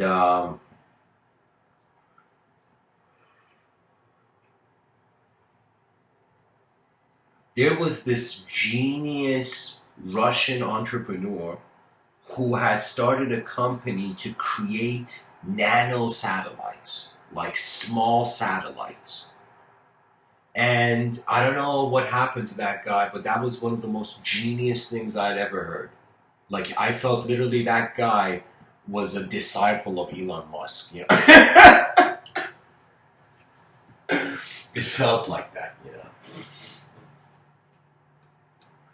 I don't know. Sometimes I think, does nature have a shape? And I'm like, yeah, of course. Who's asking the question?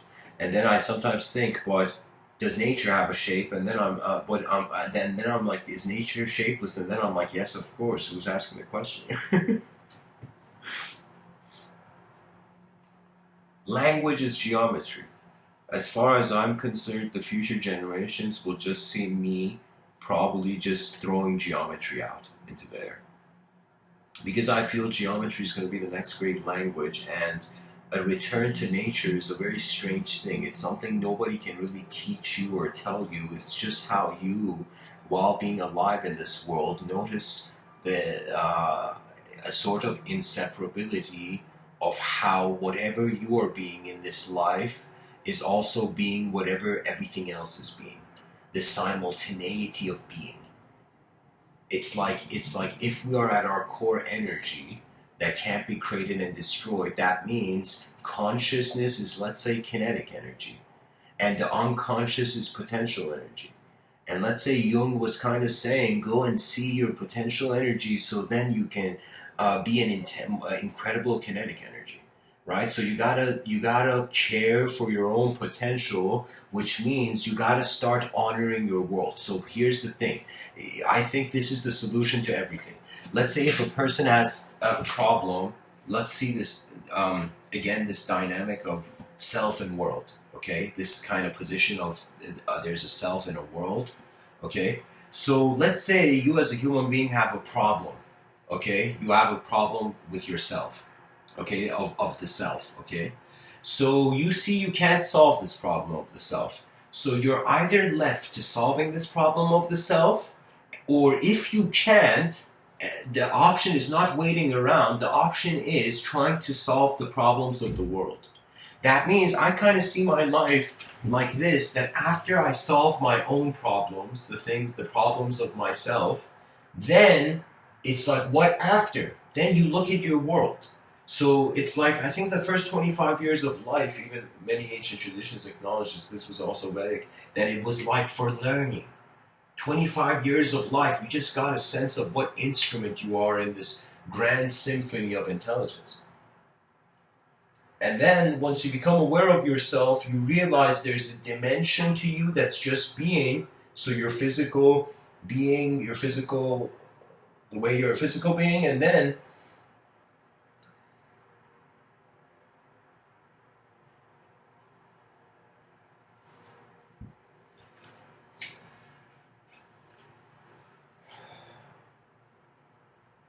I don't know how to say it, guys. I feel there's three dimensions that are always there, and instead of us thinking the liquid, the solid became a liquid and then became a gas, it's like all three of those are possibilities. They're all three of them are dimensions. And when I look at civilization, some people they feel they are pure matter. They are objects. There's some people who feel they are this fluidity, this dynamic, unknown fluidity between being a subject and an object. And the mystic realized they were the subject. And what does that mean? That means the pure immaterialist was no longer the self. So it's like solid state is like the self, the middle state is like a self in a world, the gas state is like the world. So I feel we're evolving into worlds as first selves in the world, and the world is our true teacher. Your whole moment is the teaching.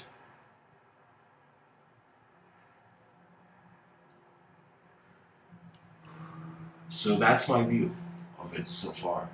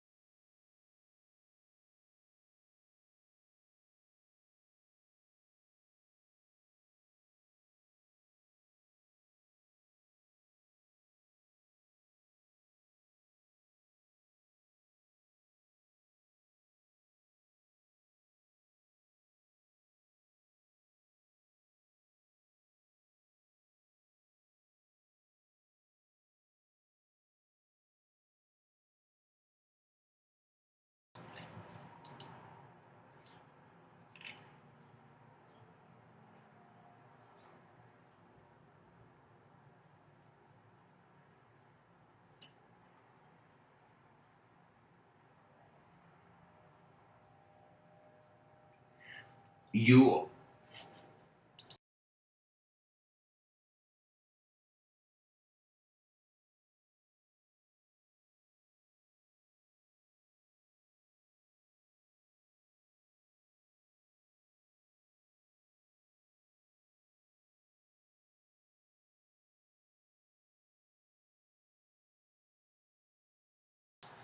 excuse me, guys. So, Rod, I saw your question. I was gonna answer it.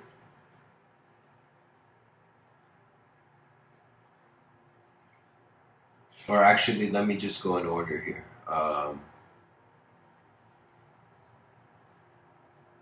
Okay, so Jamie says it's like we're using karma to come to the point of realizing that there's never been any karma. Yeah, karma is like your car. When you step out of it, there's nothing you have to do with it. Yeah. There's, I don't know, karma for me, I had this image that the center of the wheel is the only point in the wheel of karma that doesn't spin. So, Rod asks the question, what is the difference between fiction and reality to our coziest mind? Most of the time can't tell the difference. Are we awake or sleep? How can we tell? Are we awake or sleep? Well, here's the thing. You're awake like a candle lighting up a dark forest. That's how awake you are. You're awake in the sphere of how much the candle illuminates, but you're asleep in regards to the overall forest and the locations you don't even exist in to illuminate. That means people think knowledge has to do with intelligence. No, sometimes it's the room you enter. It's the way intelligence moves.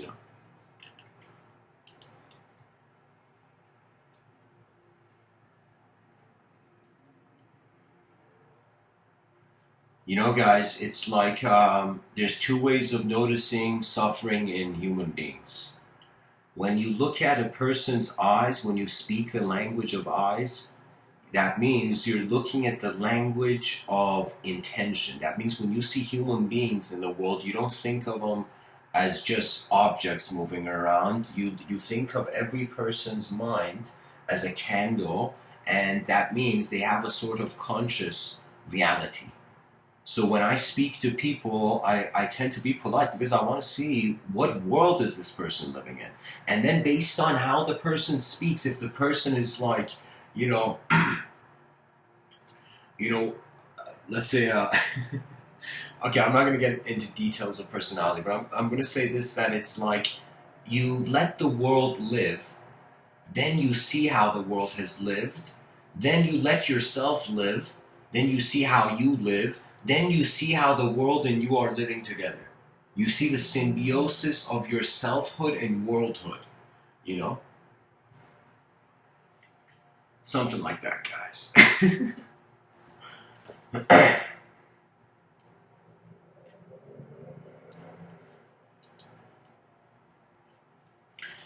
I guess one last thing to say, from Anima-Mundane to Anima-Mundi. Of course, Anima-Mundane is a term I playfully created. But it's what's animating the mundane. The soul of the mundane. And so the mundane can transform into any moment. Just look at it. Ask yourself, where does the value of phenomena come from? And it's how your eyes open to it. So it means it's primarily an instantaneous attention to being, and that in its own is a sort of information. So you're living through various formations you're living through information. You are living information, technically. And I think it's all, if imagine for a second we brought world peace in a strange way. And people imagine we brought world peace and anything came in the future and was like, how do you guys do it? How do you guys attain, well, how'd your planet suddenly unite in such a way? And we'd be like, we stopped focusing on our separate beliefs and we treated life as energy. We just treat it as energy. And energy it has a shapeless dimension and has a shape. Potential and kinetic. I'm telling you, the same way Every human being has technically been in the same kind of pattern, known, unknown. This potential energy becoming kinetic energy of an energy that can't be created or destroyed is literally the story of the transmigrating soul. It's the same pattern, same ideological pattern. They have the same architecture. You see? Cause and effect is karma, is it not? So that's what I'm saying. When we make energy, when we realize energy is not something we can fight over, but it is like the soul is energy conscious of itself in the most scientific way I can say. But it's unknown. That means it is the only way it can be linearized, it's higher dimensional. In higher dimensions, we're not people, we're worlds. We're worlds. It's kind of like you look at the caterpillar. The caterpillar is in like a two-dimensional plane, right? The caterpillar has so many legs. The caterpillar's like, God, why? Why do I have so many legs, but I'm so small? And then, little does the caterpillar know, the caterpillar is shouting that while climbing vertically the stem of the flower. The caterpillar, imagine it on a leaf now, two-dimensional plane. The caterpillar, what does this creature do? It takes human beings 4 billion years in the animal kingdom for us to evolve, but in the insect kingdom, the caterpillar was like, all right, I'm done being a caterpillar. Went into a cocoon. In metamorphosis, all the cells of the caterpillar die. They die to a point where when the last cell of the caterpillar dies, the first cell of the butterfly arises. It's like they share a moment that is not in time. So I feel death is an instantaneous shift. That's all it is. It's a shift. It's the world growing up through yourself.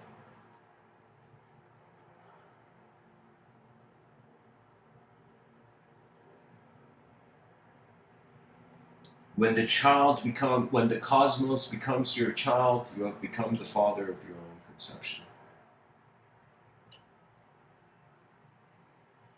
Ideological conception. We are projecting thought. Something is pushing something into meaning.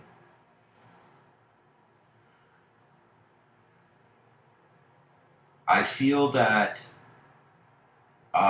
just like how they say the mind's eye, the mind has a sight, while your biological eyes also give you access to sight. So I feel the mind also, we have ears and the mind has an ear. And I feel that mind's ear is how the brain is receiving or translating the world. We are never just purely what's out there. Light enters our eyes. So we are like a chemical. Light and sensor, the world outside is like a chemical, and light hits the world outside. Imagine, I'm saying. The light hits the object, reflects into our eyes, and it's as if our intelligence as one chemical and the light entering our eyes infuse, and the mixture of us plus light is the world. The world, we never see the world as it is. We see the world as we are, as some have said. So when you're welcomed by the nature of the world, then you welcome the world. It's like you become the world that welcomes the nature of the self. So that butterfly is literally moving in three-dimensional space. Like the caterpillar's dream came true in its evolutionary design.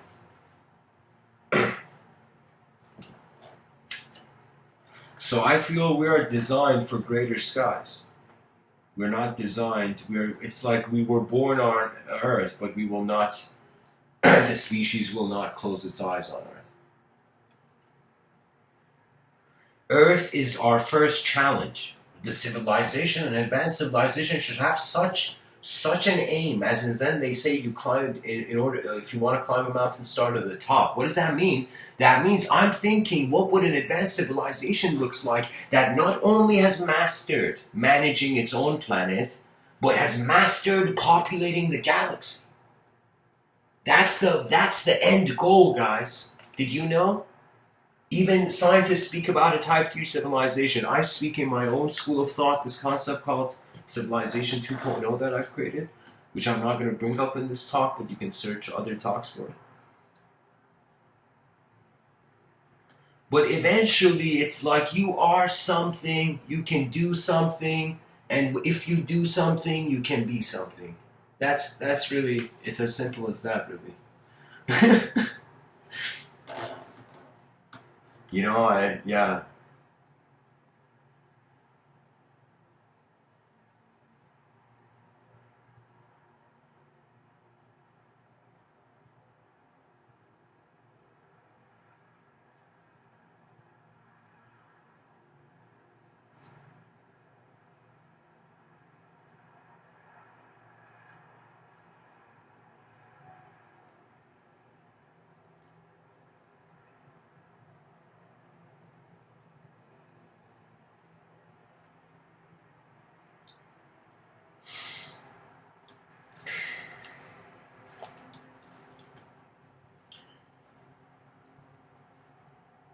You know, why not? Let's go into a nature quote tunnel, guys.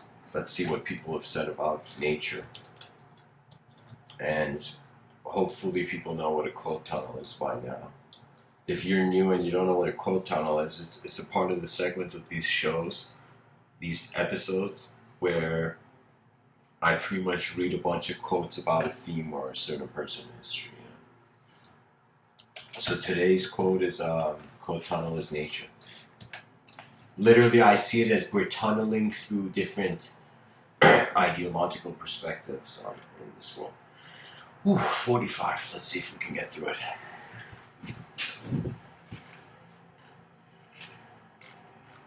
Where are these quotes?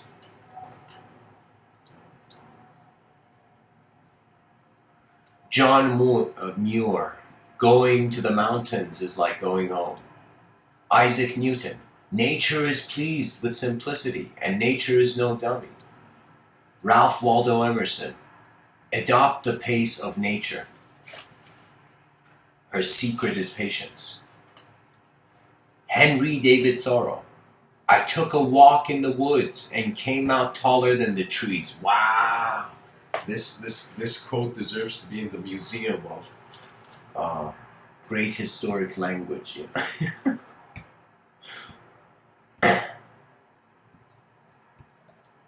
He says, I took a walk in the woods and came out taller than the trees.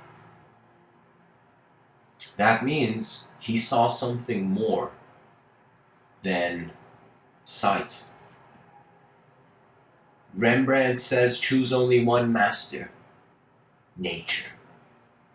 Rembrandt is a great painter. Pythagoras says, leave the roads, take the trails.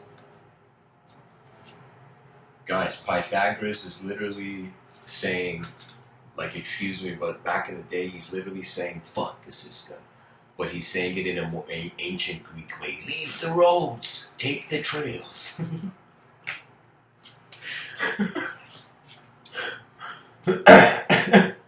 Carl Sagan says, preserve and cherish the pale blue dot, the only home we've ever known. Well said.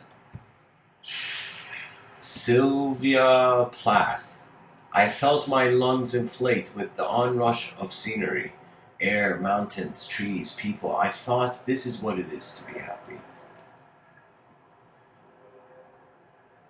Yes, breathe. The breath is nature's gift. Richard Philip Feynman says, I think nature's imagination... Oh, Richard Feynman is saying this. Okay, so guys, Richard Feynman is a very important figure in science. You know.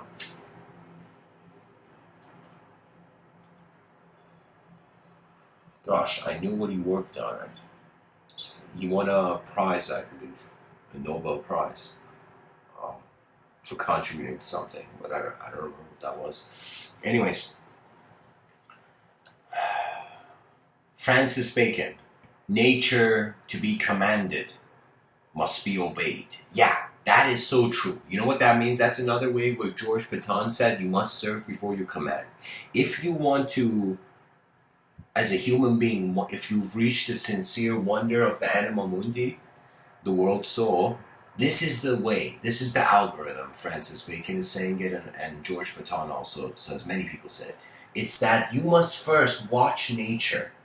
Let nature take its chess moves, and then you witness, in some sense, you let the nature of the moment be your teacher, and then you become a student of your moment. Then automatically, after you're a student for a certain point, the next teachings for the student become expression oriented. So first your teachings are receptive, then they become expressive. Okay? That means you got to take certain steps in life, and then dimensions to life open up. So this is why people say, keep it moving, folks. Claude Monet says, my wish is to stay always like this, living quietly in a corner of nature. I mean, that wish is technically true for a conscious being. Elizabeth Kubler-Ross, should you shield the canyons from the windstorms, you would never see the true beauty of their carvings. Wow. Wow. What an incredible sentence. Wow. Should you shield the canyons from the windstorms, you would never see the true beauty of their carvings. Wow. Guys, I'm going to paste this quote in the chat section for people to go and post on their Facebook.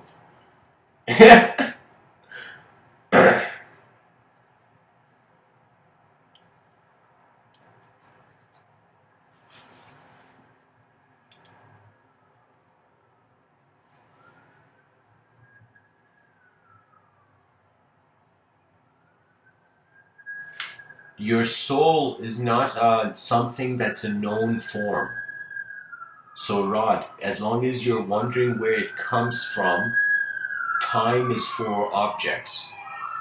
For objects changing. The soul is not an object. And that's the school of thought, the halls of the school of thought I work in. So I can tell you that in my experience, even the soul doesn't have a personality. It's not a person. It's a presence at most. You can maybe glimpse it in an instant.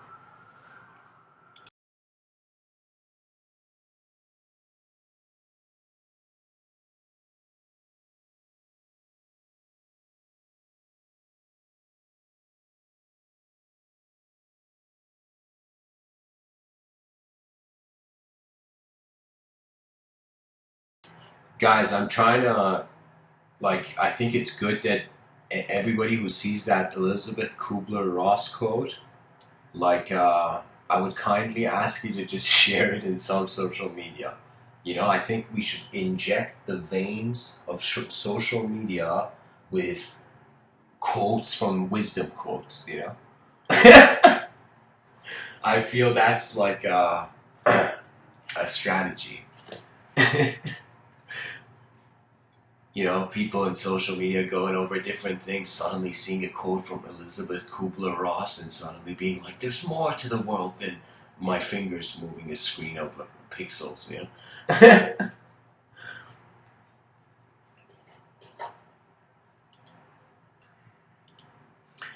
Haruki Murakami.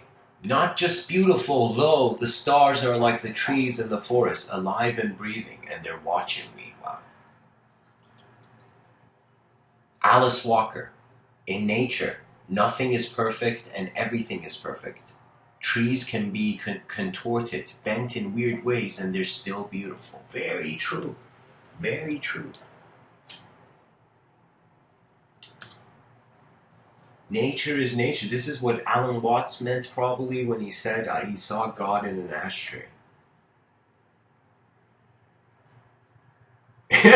You know, when Alan Watts said he saw God in an ashtray, some people were like, dude's tripping.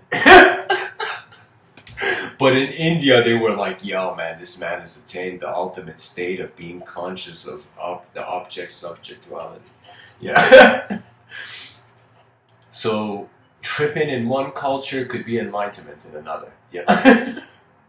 Rachel Carson says, those who contemplate the beauty of the earth find reserves of strength that will endure as long as life lasts. That is something where, that is true magic. This is magic is not like the person saying da da da da da and then something happening. That's like novice. That's childish. That's childish relationship with the inner realms. You know, all those people trying to be magicians. That's like after some point you're gonna be like, yo man, we're just on a rock in the middle of nowhere. What am I doing? That's like every person who's gone toward magic at some point was like, yo man, maybe I should relax. But I'm telling you, it's not that, I'm not trying to say, on some level, everything has cultural value. Okay, everything can have a value to anyone. You know, a pen can be used by many people. Do you see? So that means anything we talk about in this world, to some person, it's going to look different than how we've spoken about it. So that requires the global community's kind of mindfulness. But then, there's something that the relationship with nature becomes with the relationship of the forces of nature. So I would say the scientist is technically trying to control the forces of nature. Why? Because when we understand something, we can use something. So the scientist is in some sense trying to be the mage. Science is the archetype of the mage. It's the evolution of that archetype in a modern context where the material has been disconnected with it. Steve Maraboli, plant seeds of happiness, hope, success, and love. It will all come back to you in abundance. This is the law of nature. Some farmers are like, yeah, you know, keep planting seeds. Henry David Thoreau, guys. Henry David Thoreau, guys, is the Rumi of the West for me. Henry David Thoreau and Ralph Waldo Emerson, they are like the Rumi and Hafiz of Western culture for me. Henry David Thoreau says, live in each season as it passes. Breathe the air, drink the drink, taste the fruit, and resign yourself to the influence of the earth. Aldo Leopold, I am glad I will not be young in a future without wilderness.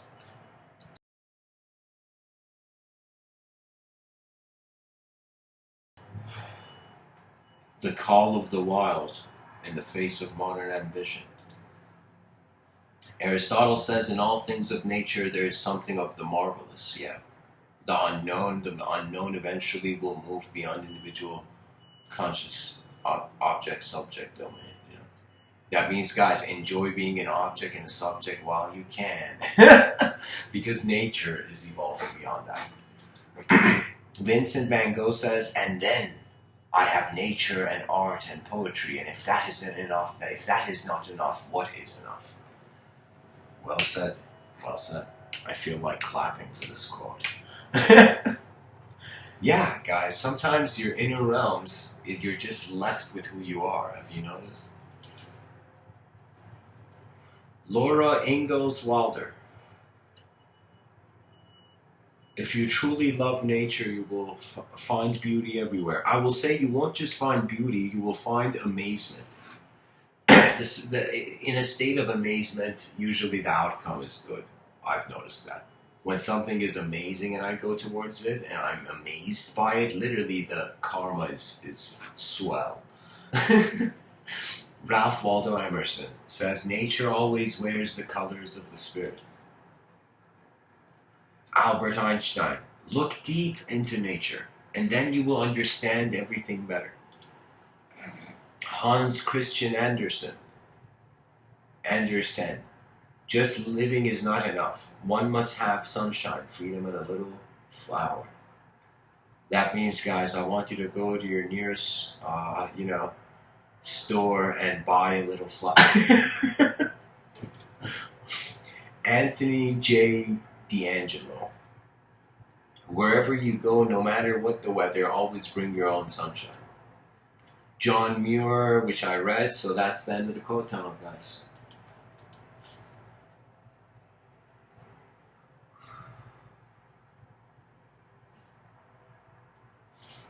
It's all about remembrance. There was this idea that technologies are lost. Did you know that? That means literally if everybody stops writing and we just type, we're going to lose sight of writing. We're not going to care for writing anymore. Do you know?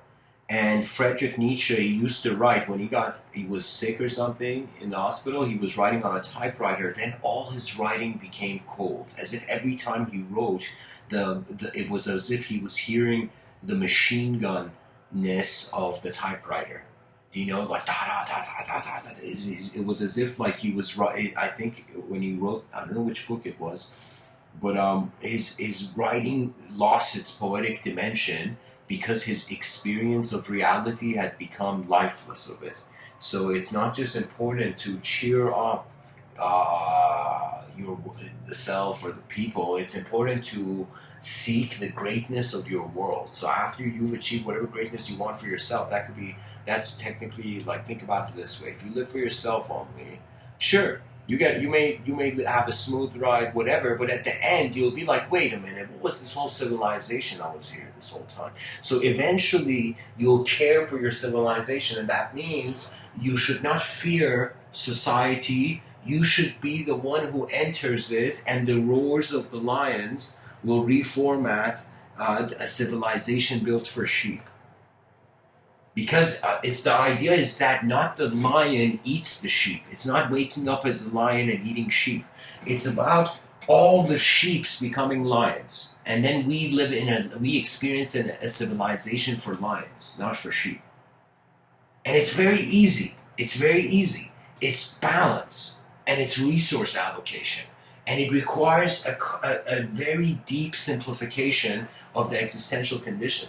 That means if I would say, I would like to see the United Nations and all the world leaders just for a second be like, holy shit, is this the case that people are just manifesting and they're enduring their life for a certain time? Why not give resources to people in their, like, it's as if it's like a wonderland, and not everyone is getting on all the rides before their eyes close.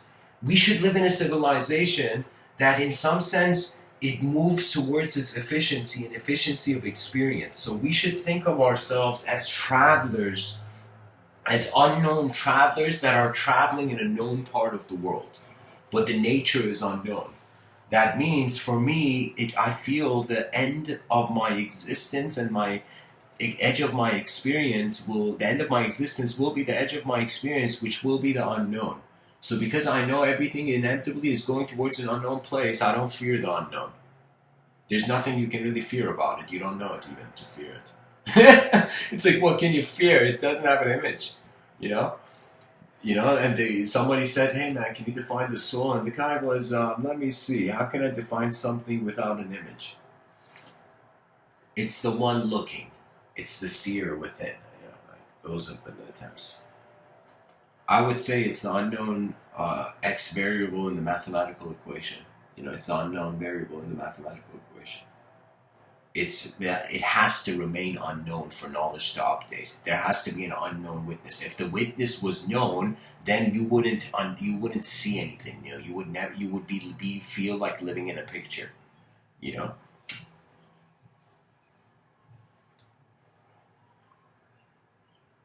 So, anyways, guys, that's the end of the talk. I'm going to open it up to Q&A for. I'm a little bit exhausted. I'll open it up for 5 minutes.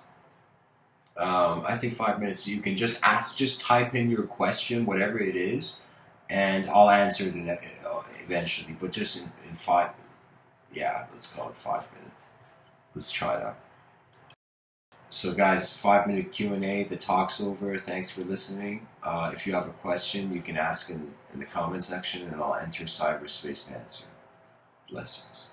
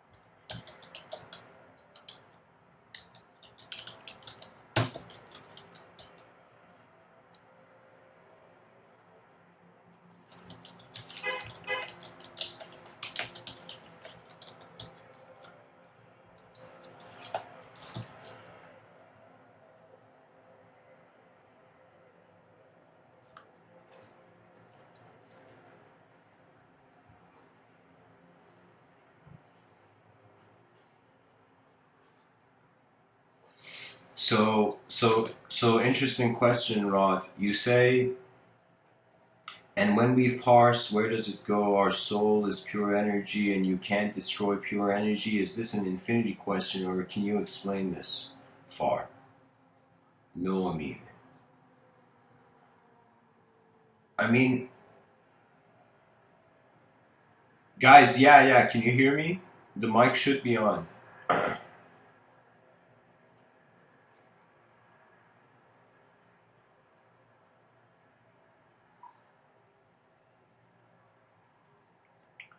Sorry, guys. Sometimes when I write something, I'm also vocalizing it. I've developed this concept, the language threshold. I would say this to you, Rod, in the chat section, that the language threshold is when you, that's why in Zen there's koans. That's why when you read scripture or any sort of ancient text, it reaches a paradoxical point. Okay? So that paradoxical point is literally reaches a point where every thought begins pointing a finger at the other thought. You know, so the moment you notice, you think you're a thought, you think everyone else is a thought. You know, then when they say what you say is a thought, you look at them and say, yo, you're a thought. So guys, the TLT is the language threshold. It's a concept I've designed on you, where I say it's when you have an experience of something before language. So think of the evolution. Evolution being something where it was you were just a creature of experience, and even linguistic professors such as Steven Pinker, he even says something that there was meaning before there was language. That means, for example, imagine you were like a caveman, there was no language, and you saw another caveman in danger, and you just, you made caveman noise. You know what I mean? So that was like there was meaning, there was experience before there was language. Now imagine we're on the other side. The caveman was at the beginning, we're at the end of the road. And we have reached a point where we are seeing language, so language is how you communicate the world. Okay? So I'm saying that we are translating experience into symbol-oriented subjectivity. Okay?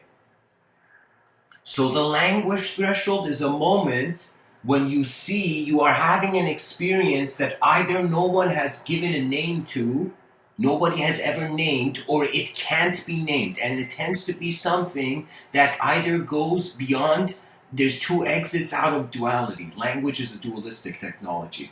So any question technically a person asks is in a dualistic context. Only answers can be singular or in some sense, or the question can also become void. So there's two exits out of duality, the infinite and the singular void. So dimensions either reduce or they expand. Okay, things are either added or subtracted, literally, in dimensional value. So I would say it would literally be something where you have something added experientially that we have not as human beings given a concept for. Okay, it's kind of like trying to explain horse riding. Sure, you could explain it in various ways, but the experience of horse riding or even skydiving, it cannot be given through words. Do you see what I'm saying? So language has limits in even being able to explain what is actually going on. So that's what I mean, the language threshold beyond it. Now, in my own school of thought, I've even, like you guys don't know, I've written a book on this. Literally with that title, The Language Threshold. I'm just saying that explanation is limited to our extraction through agreed upon patterns. I'm saying when a new pattern enters the system has never seen it before. The whole system is forced to see themselves anew. Do you see?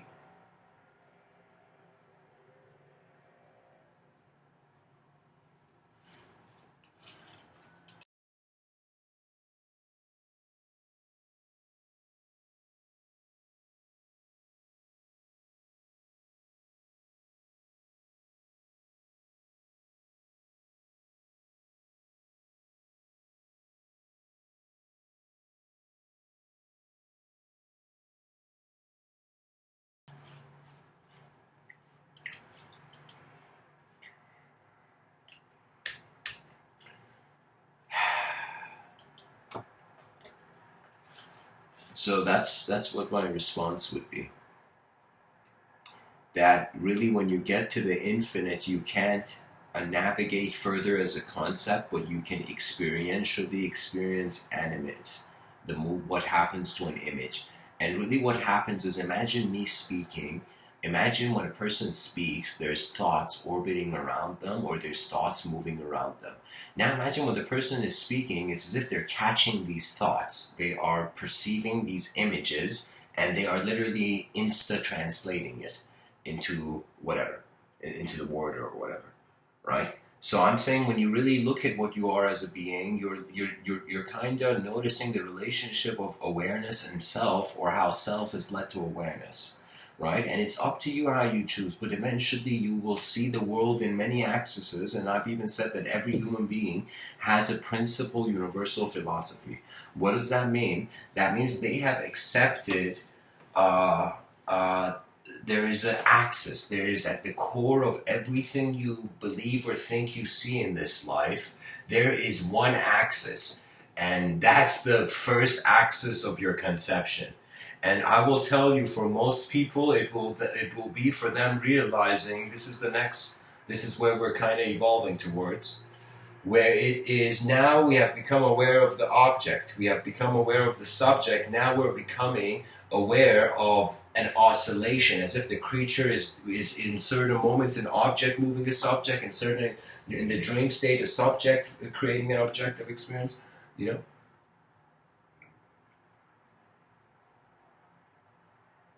You know,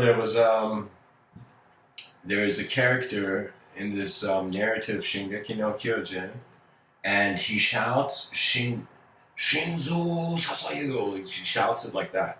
And what it means is, it means declare your hearts. It means declare your heart to the action.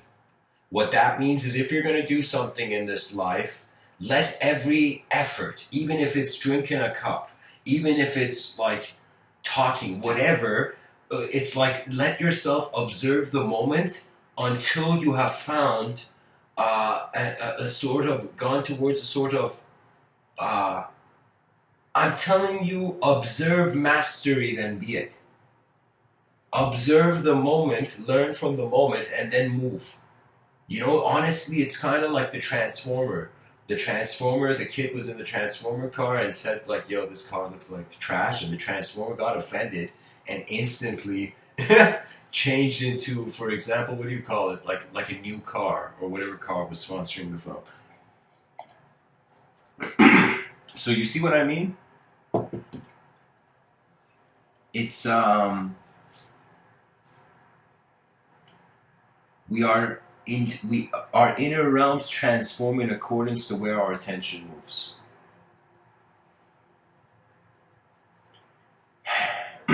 So anyways, guys, keep the questions coming if there is anything. And the language threshold, Yusuf, is pretty much, again, when you reach a point where the experience can't be put into a language which is a dualistic kind of technology.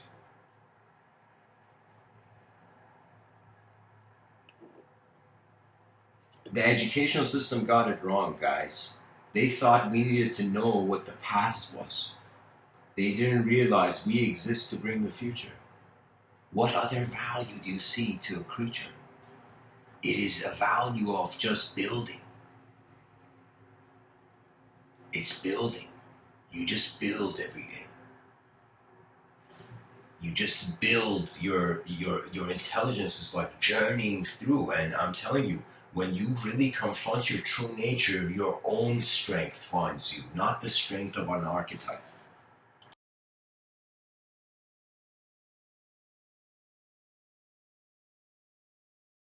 The strength of a familiarity with a presence that has never changed from the beginning till the end. When you look through changeless eyes, you will laugh in this world, feeling as if your feet has been on it in every corner of it. And you know, hopefully the species, the civilization, will aim towards the vision of an advanced civilization, whatever that is. I feel we're 8 billion human beings. We should have 8 billion visions on what an advanced civilization looks like. And think about it, technology is doing the work. I was thinking so much of human life is being wasted. Why? Because the child opens its eyes and the whole time it's going to go, it's looking for resource allocation. How much genius has been wasted? That means, in some sense, it's like what would have how many people were like Einstein in the post office who never wrote an essay. You know, Einstein could have just lived in the post office never doing anything. You know, he could have had a bad colleague who was like, Einstein, forget it. And Einstein was like, okay, I'm going to forget my scientific genius. Thank God Einstein was a man who knew the value of his own eyes.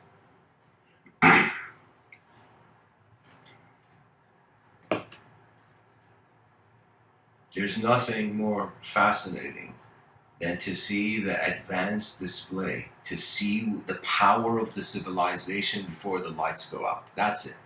I just want to see if we had strength, if we had some great option as a civilization, what would that be? Sometimes it's very cool. Sometimes when you observe the moment, usually people enter a moment, let's say, whatever, whether it's interaction, whether they're alone or whatever, wherever they go, they have things happen in bursts, usually. So when things happen in bursts, people usually administer through their emotions. So I feel in society, especially when the crowd increases, the person becomes more emotional. You know, I don't know why, but I think that happens. You know, and so what does that mean? That means we are actually emotionally living in society, and that's the deviation from the rationalism of honesty. You know, so what does that mean? That means you have to. I'm kind of saying like I thought I was something, and I thought I had to be something else. Then I realized I am something, and whatever I do, I still am what I am, and that was my nature. And that's when I looked at a bird, and I'm like, that bird doesn't question its nest building abilities, you know. You know, and I was like, why am I questioning the meaning? And I realized, let me tell you why. Life has a purpose, but its purpose is not in thought. It's us that think we are separate from life, then try to wonder what the purpose is. We separate from the answer and then ask questions. And that's the game of creatures in space. That matter is the body of space. And we think space is empty, you know? Oh, if you could know how alive space is. Anyways, guys, thanks for tuning in. I hope this talk was helpful.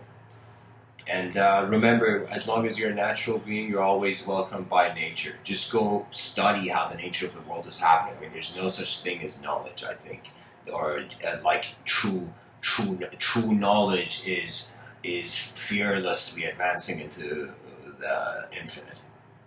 That's the truest knowledge. You know, it's like we're all explorers, but we have been shunned out of it due to the stories the world has painted in our mind before we could find the brush. Your free will is the greatest brush you will ever hold. And, you know, it's the greatest thing I could tell you that in this life, what I have, if somebody told me what's the best thing about human life, I would say that there's attention. Just the fact that your attention can move, that it can just be. It's like what greater proof for divinity do you need? You're just being here. it's like you know how many people don't exist yet, and how many people have stopped existing. Like just being here seems rare, seems strange. And honestly, guys, there's no such thing as normal when we're on a rock in the middle of nowhere. Really, like random rocks hovering in the middle of nowhere. That's our world. Like it's like nothing is normal, guys. Reality is the most surreal thing you'll ever know. You know. So.